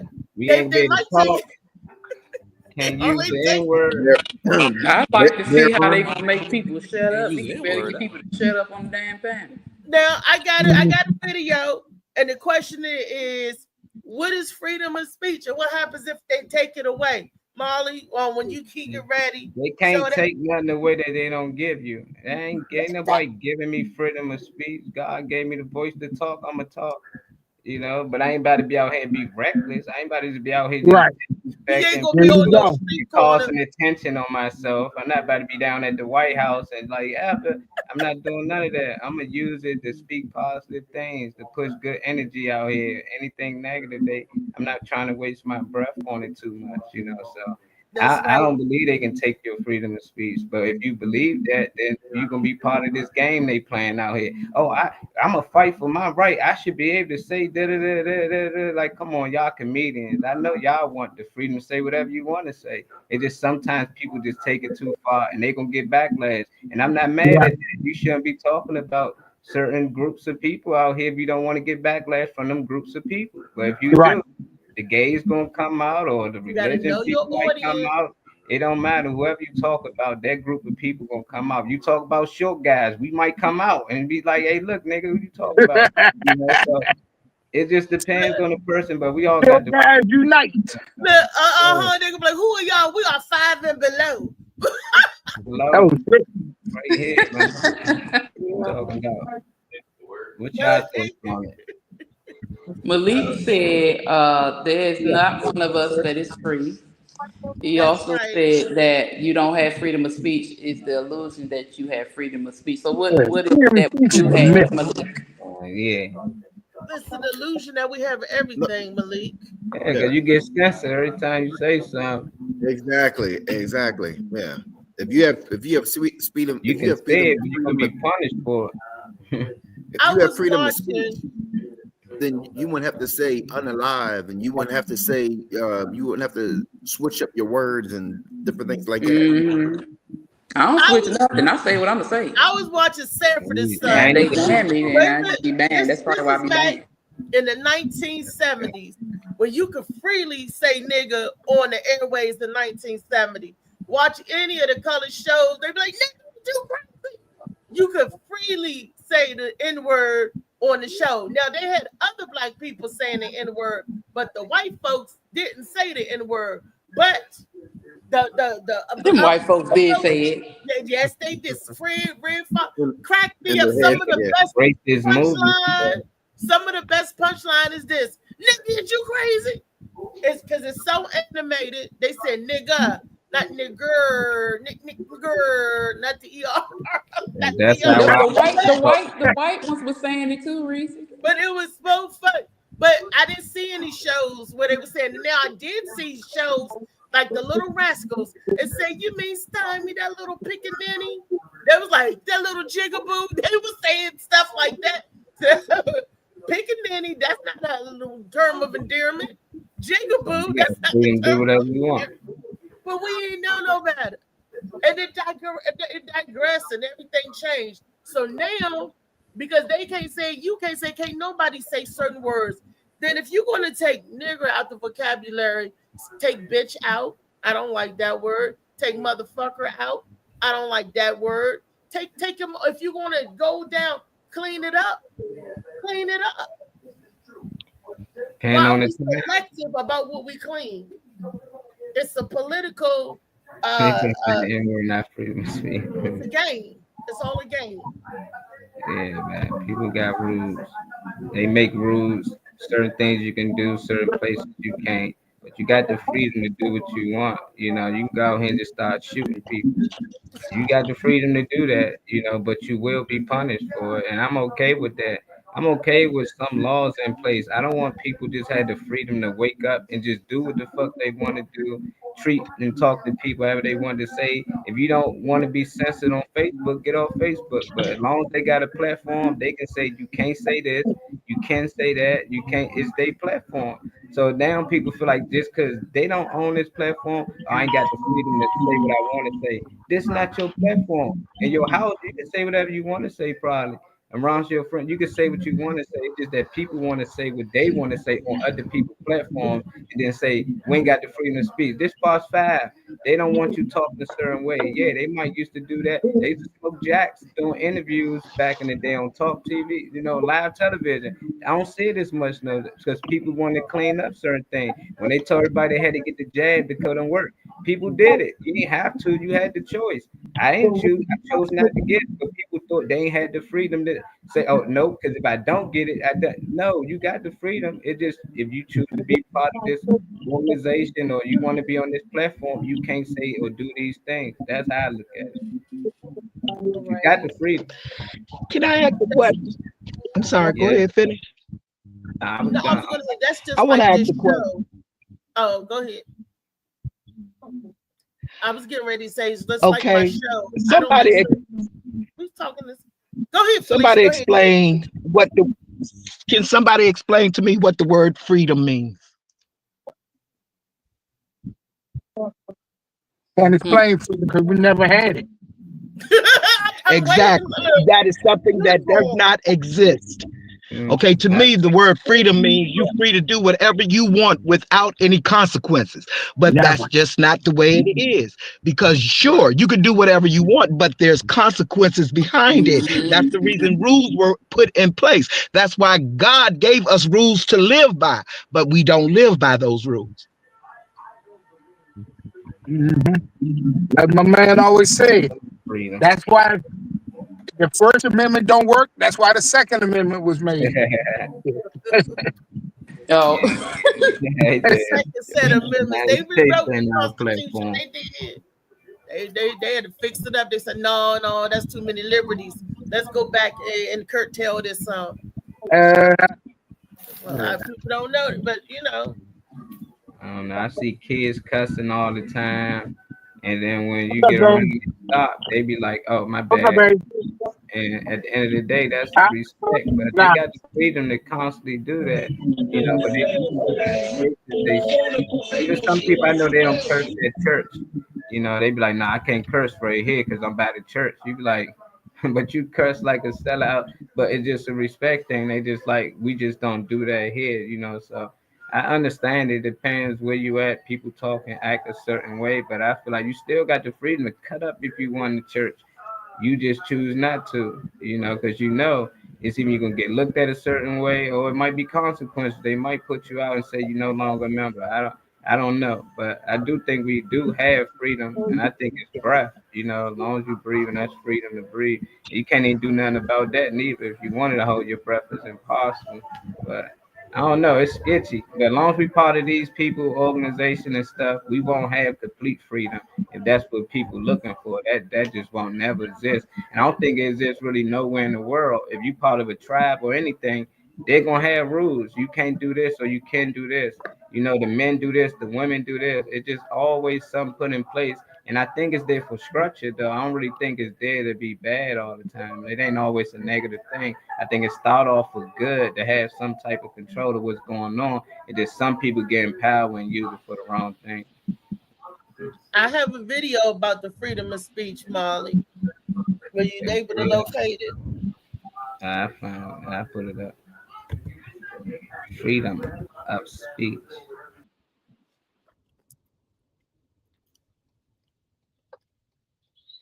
So Malik is talking about the free illusion. It's a lot of illusions out here, but once you come out of that illusion matrix, you'll see a lot of things. You'll operate different. But at the end of the day, that's probably, and then I think about it, that's probably why I keep getting, because I don't censor myself. I'm not negative, or I'm not going off being ratchet, but I will say rape. I will say those words. They want you to say grape. That's a fruit. I'm not about to put a fruit in a situation that's wrong. I'm not saying that. Right. Now people don't want to eat grapes no more. They're like, no, I don't want to eat the grape. No. You know, we don't say what it is. We always sugarcoat and water down everything. We don't say if something bad, we don't say it's bad. We throw everything on it to make it sweet going down so they can digest it. And like you said, instead of saying our sexual assault or whatever, they go grape now. That's the word grape. Yeah, well, the freedom of speech thing is go ahead, never mind. Go ahead, Josh. Oh no, I was just saying, I think somebody had said it before, but the freedom of speech is about the government. Like you can say anything without government interference. Now, the freedom of speech doesn't say that without interference from other people. So if you can go and do the freedom of speech all you want, but that don't mean the LGBT ain't not gonna come after you. That don't mean black people not gonna come after you, or the Hispanics, or the little people, or anything of that. You know, they're not the government. So if you can take, to me, I rather might take things from the government than what these people say or do to you and stuff. So the freedom of speech is all about the government. It's not about us as people and stuff. So you can say whatever you want, just some consequences when those people try to get after you is a different story. So but if you can handle that, go ahead and say whatever you want. Controlling the mess. I am tired of is when the President of the United States of America violates the Constitution, trashes our norms and traditions. And what does the Democratic Party do? Comply? Allow him? Beg for scraps? No, I demand justice. This is a call, folks. The Democratic Party needs a wake-up call. I see law firms bending a knee to this president, not caring about the larger principles, that those free speech rights, that you could take on any client. Why are you bending the knee? I see universities that should be bastions of free speech bending at the knee to this president. I see businesses taking late night talk show hosts off the air because they dare to insult a president. I see people who want mergers suddenly think that they have to pay tribute to this president. And what are the very people here elected to defend the Constitution of the United States saying, oh, well, today, let's look the other way and pass some resources that won't go to Connecticut, that won't go to Illinois, that won't go to New York, that will go to the states he likes. That is complicity with an authoritarian leader who is trashing our Constitution. It's time for Democrats to have a backbone. It's time for us to fight. It's time for us to draw lines. But what I am tired He's talking about the free speech and the Democrats. I've always said this Democratic Party sucks because it's on a different agenda. It used to be, that was back in the day when voting actually really meant something back in the day. Now, this watered down Vuku-Juku stuff they got going on. It's Fuku-Juku, it's nonsense because they already know who's going to win. They already got the money. Look, power. It ruled the world. Okay, money ruled the world. Like I said, back when they was getting established, maybe the elections and stuff really counted for something. The people really did stuff, you know. But since Carter, I ain't seen no election really doing it. It just kept going further down into the rabbit hole. Now, guess what? You in the rabbit hole, and the rabbit got the gun. And people don't like the way the rabbit is calling out things or doing things. But why? You put him there, you voted for him, you put him in power again, and now he back in power. Now everybody's like, I don't like this, I don't like that. Shut it up. Shut it up. You get what you voted for, you get what you deserve. Now everybody was like, well, we didn't know he was going to do this, we didn't know he was going to do that. Why? Why you didn't know? Why? Did you think about it? Did you even care? Nope. Man, Electoral College put him in there. We ain't put him nothing. But it was all a setup. It was all a dream. I used to read Word Up magazine. I'm about to go back to big in the building. It was all a dream. How you call division between people, man? You just blame one group. Y'all the reason that president and then y'all the reason this happening. No, they the reason. The people changing the laws. I don't know why y'all don't watch movies. Y'all ever see Batman fight the Joker? Do y'all really think the people playing them characters hate each other? Y'all really think they trying to kill each other? No. At the end of the movie, they dap up, they take pictures, and they promote the movie. That's the same thing with them. He ain't nothing but control opposition. We need you to go out there. They put him in that position. Like, he ain't that. You think he can talk crazy? And we saying, oh, we can't say nothing, but he can go out there and talk crazy about Trump. Oh, these dudes that own TV networks can talk crazy, but can't talk crazy, but he can talk crazy about Trump. Nah, it's control opposition. Go out there. We need you to say this so you can rally the people up. They just playing good cop, bad cop. We say it all the time, but then we share something like this. You see, like what? This what they supposed to do.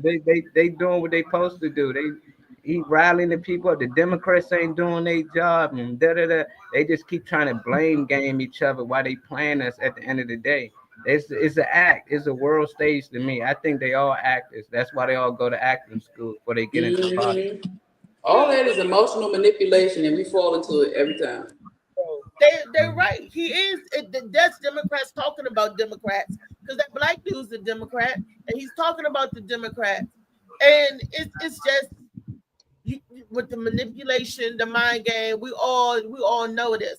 But I'm speaking of back in the time where it used to be different. But the objective and the agendas changed so much that they got us looking like the Democrats and the Republicans. Why are they sit on the same council, they vote on the same laws, they eat the same steaks at the same dinners, at the same balls that they go to, and they play the same golf at the clubs that they are part of.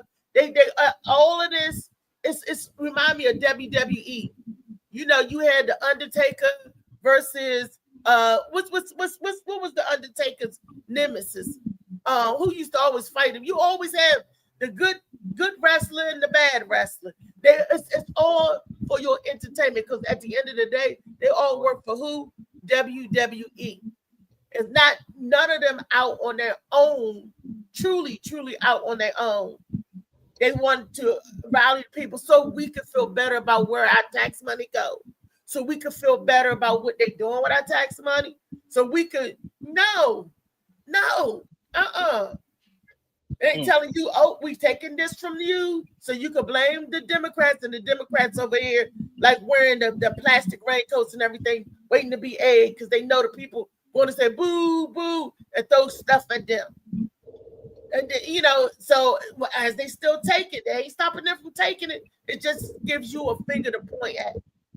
They blame them over there as they still shoveling, doing whatever they're doing with your taxpayer money, or whatever it is that they want to fund or defund. Like we said earlier, good cop, bad cop. Yeah. And it's just so funny how we saying that there's not a strong Democratic Party, because it's not anymore. That's long gone. It's been gone years. People, believe it or not, the agenda has changed. So that's why it's gone. Got to follow the agenda. And where's the agenda following? The agenda following the money trail, the power trail. Yeah. Cory Booker a hater. All the Democrats are haters because they just upset because they can't do what he doing. That's all it is. I don't like when Molly said about naming names and stuff. I hate when they say businesses are doing this and these people are doing it. Name names, man. Not all businesses are doing that. Why don't you name the names that the businesses that are doing that stuff? Because now everybody thinking all businesses do it. All businesses are with Trump, and they just getting that mindset that we should be going against Trump and going against the Republicans and all that stuff. Man, you're the Democrats. Y'all the ones that are in office. Y'all go do what y'all gotta do, man, and stop being a hater. That's all. They just hating because Trump is saying and doing stuff and getting whatever he wants done. I mean, when y'all were in office, how come y'all couldn't do that? Because they abide by those rules. See, Trump is a live wire. Trump ain't gonna go by nobody's rules, and they know that they can't shut him down or puppet him. Trump's gonna do what Trump want to do. Obama, Trump is thorough. Trump get out there. I don't give a damn. I'm gonna do this. Obama and them was too scared to do it. No, ma'am. Obama may not have said it, but he did that shit behind the doors. We gotta stop saying that. All the stuff that we think we put these people up and idolize them, they ain't all no better do than the Trump. You said he still did it, right? Trump run his mouth. Come on, we keep saying he is the mouthpiece, or he's the entertainment. Everything is happening regardless of what he says or he does not say. Every president that comes in that office is doing something behind closed doors that we don't know about it, or the Congress is doing what they're doing. A lot of times the Congress has to find a say. I don't care what nobody say. They are in there doing what they want to do. It doesn't matter who's at the forefront. The president is the face. No, Congress is the body. At the end of the day, Trump was praying for just like everybody else, because when they finish, the powers that be, when they finish with Trump, he's gonna get thrown to the wolves. He don't even know. He's going overseas somewhere. He's gonna be thrown to the damn sand and sun. He ain't going to no jail. We gotta stop this. That's why on page, man. This stuff is all a game, and ain't nobody got time to game. At the top, when they finish with you and they wash their hands, they were like, "Oh yeah, he doing too much." They gonna let's get ready to move him next case, and let's move the next one in there. And then we keep forgetting that initially the Democratic Party was not for. That was not for. You said it changed. Of course, it changed because they needed more voters. They needed more people following. The Democratic Party was not for us. None of the parties are for us. The Republican Party was at first. Now, if the Republican Party initially, it was the Democratic Party that was not. The police officers and all of them was Democratic. The KKK, the judges, everybody. So no, the Democratic Party was not initially supposedly quote unquote for us. I mean, they really not all for us anyway. But at least the Republican Party was a more so, because Shirley Chisholm ran Republican, didn't she? Didn't she run Republican? What up, child? I'm getting muted now. Who? You're muted, y'all. Yeah, LA muted. Shirley Chisholm. What you say, Josh? He trying to froze. amuse my. Let's say I can't. Either way, all this BS, it don't even matter. So, They all on the same bird. Wings on both sides, they're on the same bird. It's It don't on even the matter. same back of the same buzzard. there you They just go. tick on the back of a buzzard. Can you hear me now? Yeah. Yeah, we can hear you now. You like that Verizon man. Can you hear me now? How about Sorry. that? My apology. No, I was just saying, I like the game where people go out into the public and they say, this Trump said this. And then they like give a bad excuse. Yeah, that's bad. That shouldn't happen. And then they say, well, actually, it was Obama who said it. Then all of a sudden they changing their views. Well, I mean, I'm sure he had a reason why he said that and everything. Like, and that's when they're like, yeah, we got you. We got you. You're a puppet. You're on the strings and stuff. Thank you. Yeah, they just biased. Yep, just because it's Trump. But again, Obama did there's a lot of stuff going on in the Obama and the Biden administration. Heck There's a lot of stuff going on in these different administrations that we don't know about because they don't put it out there like they do with Trump. Go on, tell him the Clinton. You got to dig a hole for Bill and Hillary too. They did it too. Oh, that was the mass incarceration era. You know, shoot, you got to do 85%. A bunch of stuff was passed and taken from us. Just like that affirmative action that was on the Biden's watch, that was taken from us. And I'm on record saying that's a bad thing. Nobody. Mr. You ain't black unless you vote for me. What type of bull crap? It ain't nothing but you ain't black unless you vote. Yeah, stuff like that. How you gonna strong arm somebody if they I'm definitely black, I better vote that. No, but didn't nobody vote for Cornel West? I think I'm probably the only. He was on the ballot. Nobody. I wouldn't have voted for him. I voted for him. I voted for Cornel West. I did too, Josh. I don't trust Cornel. I just don't vote, man. I don't play the game, so I'll be like, I can't play the game no more. That would have been the true underdog coming in. But I don't mind people who do. You know, you believe it can bring change. Cornel give me two-faced. It's like the people that say there ain't no heaven, but they pray it ain't no hell. You ever heard of that saying? You know, we say it don't make a difference, but on a slim chance that it really does make a difference, let me cast my let me throw it out there on that slim chance. So, you know, like I said, I say there ain't no heaven, but you pray there ain't no hell. And you know, that's on that what the voting thing is. Exactly. You know, it's just like the lottery.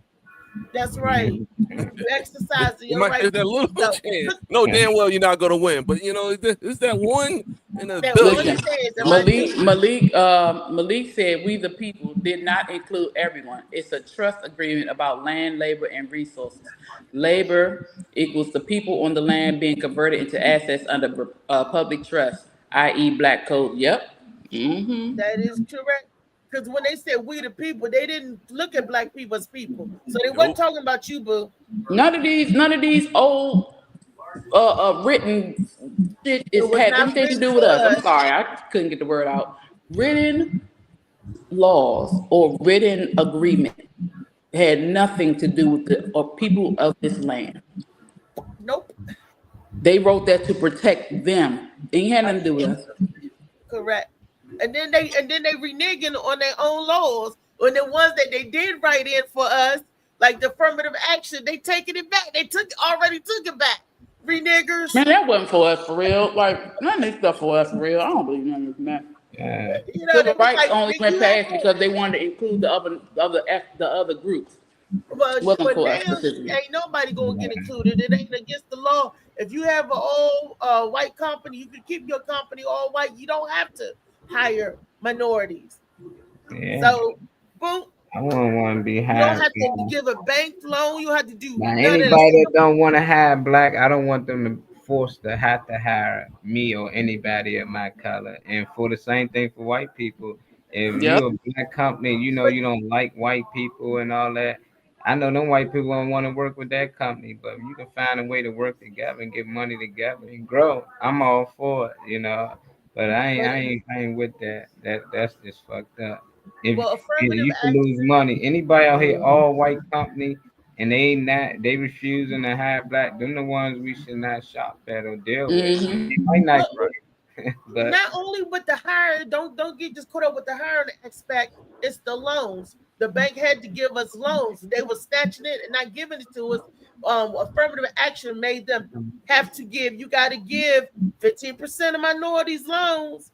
You got to get it. It helped. Affirmative action helped a lot. Helped black Right, people a Malik. lot come up when it came out back in the 70s, 60s, and what it was for. 60s. In the You don't 60s. think it was any Obamas out here? You don't think it was no white mothers with black kids? You don't think they knew how to utilize that other 10% for both sides of the family? You see how they will win? The white side and the black side can get some money. You know, I just think they probably utilize that. You talking about when illegal marriaging was illegal? In the 70s? Dating outside the race was illegal. In the 70s? You That talking about wasn't legal in the 70s? I didn't know that. When did that come illegal 70s, in I thought Baltimore? it was already mixed breeds out here in the 70s. Yeah, well, There's always been mixed breeds because Master I'm saying, always openly, dipped down into like, the population. light skinned kids out here in the 70s. There's always been mixed breeds in the 50s. everybody 30s, light skin ain't 40s. mixed, okay? There's always been mixed breed, Molly. Both my That's parents. what I'm saying. Why you saying like that's what I'm saying? You saying it wasn't in the 70s, it wasn't legal. Now you're going somewhere else. No, I'm talking about marriage. You know what I mean. It wasn't legal for You race. ain't gotta be married to have a black Married. kid. All I'm saying is that other 10%, a lot of all black families and whatnot, they probably ain't get but like 5% because it was still a lot of women out here with black kids, and they probably found a way that they can tap in and utilize that money. You know, why not? They know the system. I know they know it better than we did. Well, a lot of people that was mixed was treated worse than one race or another because you was too black. You wasn't black enough for the blacks, and you was too black for the whites. So that put a lot of people that are mixed breed. That's why they called them mongrels, mutts, and all that stuff. They was treated worse. They was treated even worse. So, you know, times. Malik is upset. Huh? Malik is upset. Who's upset? Malik. Malik, what Tell he him, say? Malik. Tell him. He typing like slicky woo boo and everything. What Malik say? He He said, said I would allow a black boy from the 60s to speak for me before I would allow any grown man from today or 2K4 say shit on my behalf. We have no leaders. You'll F all these paid off raccoons. That's what I'm thank you. That's what I'm saying. It's the times. The agenda changed drastically. Yeah, So- I would like it for it to be no affirmative action in DEI. The problem is I don't trust the people, those people, to do the right thing and hire you because you're the best qualified person. That's the problem. You know, if they were willing, if they do the best qualification, you can throw away affirmative action, DEI, no problem. It's just I don't trust them, man. I always gave this example of the United States having high blood pressure, and it's too high. So what we do, we have DEI and affirmative action. That's like your lisinopril and your low blood, you know, to lower the blood pressure. But now they think the blood pressure is so low. It's like, okay, blood pressure is low. Let's take the DEI and affirmative action, the lisinopril away. But what happens once you take it away, your blood pressure goes right back up. So that's why I think we still need a DEI and affirmative action, because I just don't trust them hiring the best people for the job. Period. Exactly. And they wouldn't, because if you were a person of color, and they always tell you you got to be a mediocre, a person of non-color, or get a job before a supreme person of color. Am I saying that right? What I'm okay, y'all get what I'm saying. So we always had to work 10 times as hard for the same job, and you still gonna get lesser pay. How about that? And then women had to work 30 times as hard, and she's still definitely gonna get lesser pay than that. So, you know, just to prove your worth. I wish it was that we could work on our merits and let our work speak for itself. That would be in a perfect world. But we blending the past with the future now. We saying they didn't now, but women get money now. You know, it's a lot of black-owned businesses now. Like trying to go and be hired by whites. If they don't want to hire blacks and they just want to hire whites, I'm okay with that. Even if I got the qualifications, I would never feel comfortable there. But why then a black company I can work for that got the same type of credentials or just as can pay me just as much? Why nobody ever think about starting a company that we can hire out black geniuses out here and they got to keep going to these other companies and keep whining about, oh, they're not hiring blacks. Well, isn't any blacks that's hiring blacks? You know, that's what I be looking at most times, you know, but I get it. If you went to school for 6, 7, 8 years or even 4, and you got the credentials and you need a job to pay off them loans, shoot, work white, black, Mexican, they won't hire you, I'd be mad too. But it just sucks that we ain't in position to hire those kids. So they ain't got to keep trying to run a Tesla and they feel like they got to work with these corporate companies that owned by these white kids that didn't even go to school, but they get passed down to them. And he your boss and you know more than him and you doing the work. You could have had this company. You running the company anyway. So it's just like, when we going to fall out of that loop? We already stuck in the game. So when we learn how to play it a little better, you know, that's how I look at it. That is I believe that too.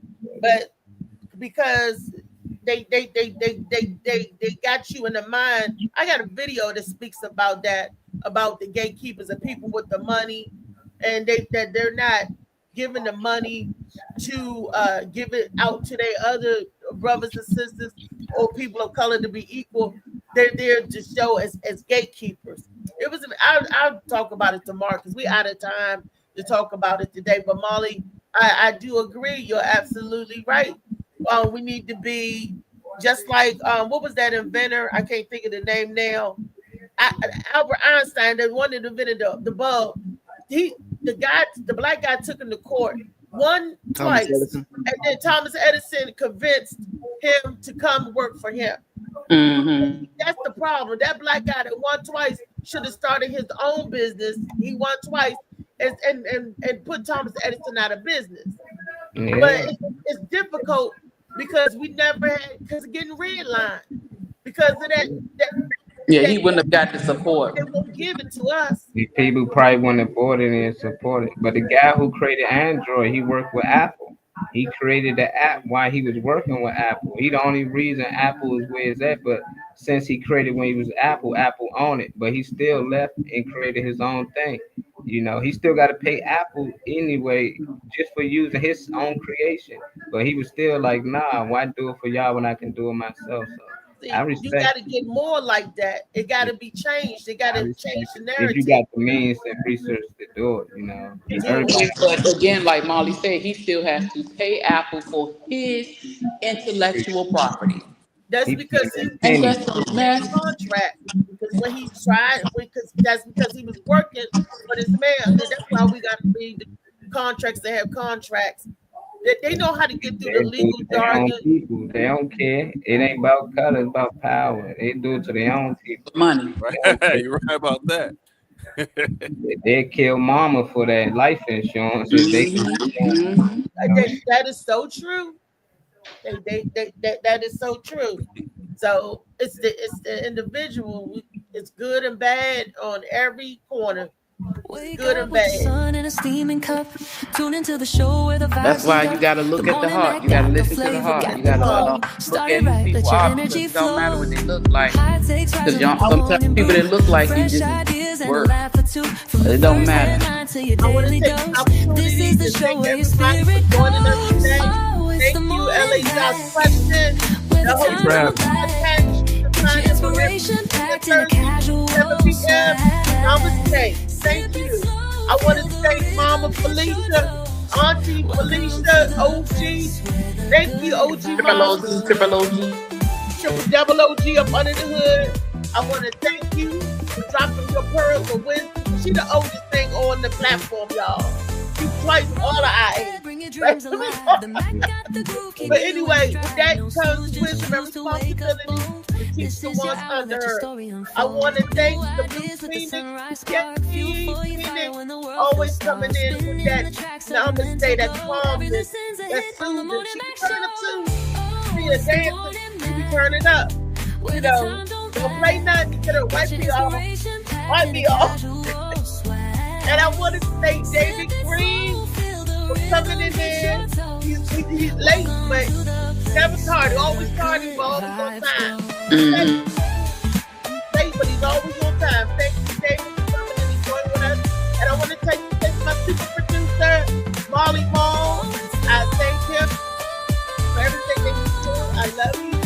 My brother, thank Elise Bay, JC Wellen. Who else was on the side? Chout came in too. We got to shout out Chout. Malik was in here. Kenny was in here. Kyle was here. JB, Gerald was in here. And some other people. I can't see. And Molly put up the flyers, the posters. I can't see them because it's getting close to that time. But well, the people can see. I think that flyer is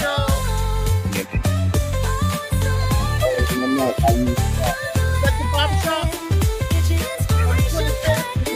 No, he put that up first. That was the first. Sorry. It's back up now.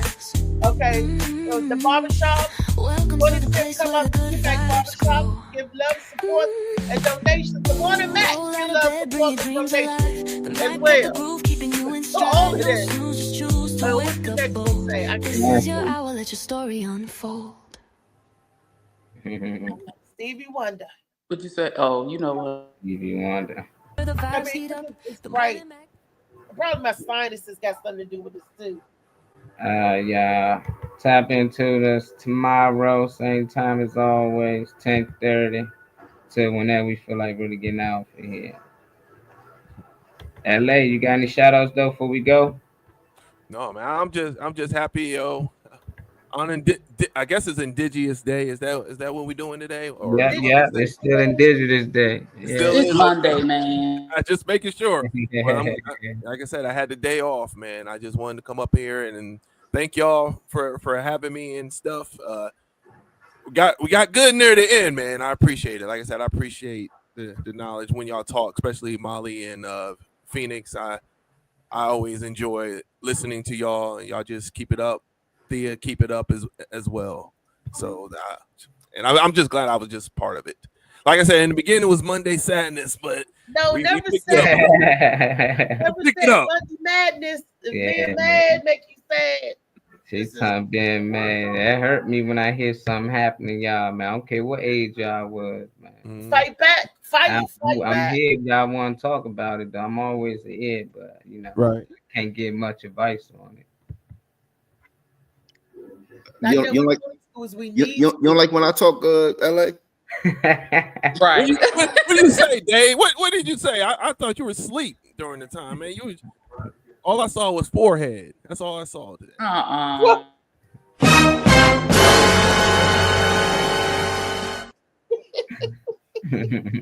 Molly. Chat going out here. He's trying to keep my kids on the day. Okay, child. Oh, kids had to go to school or something? Yeah, some kids. DC was out, but Maryland, out of Maryland, Virginia was in. New York. I like when you talk David Green, man. Don't get it twisted. Just peace, man. We up out of here. All right, Riri. Love y'all. Tomorrow. All right, y'all said love. The sound effect. All right, fun. I always gotta mess with my man FMG, man. He the funniest, man. LA just left him out. He was over there puzzled, like, hold up. He might forget me. Let me ask him. Oh man.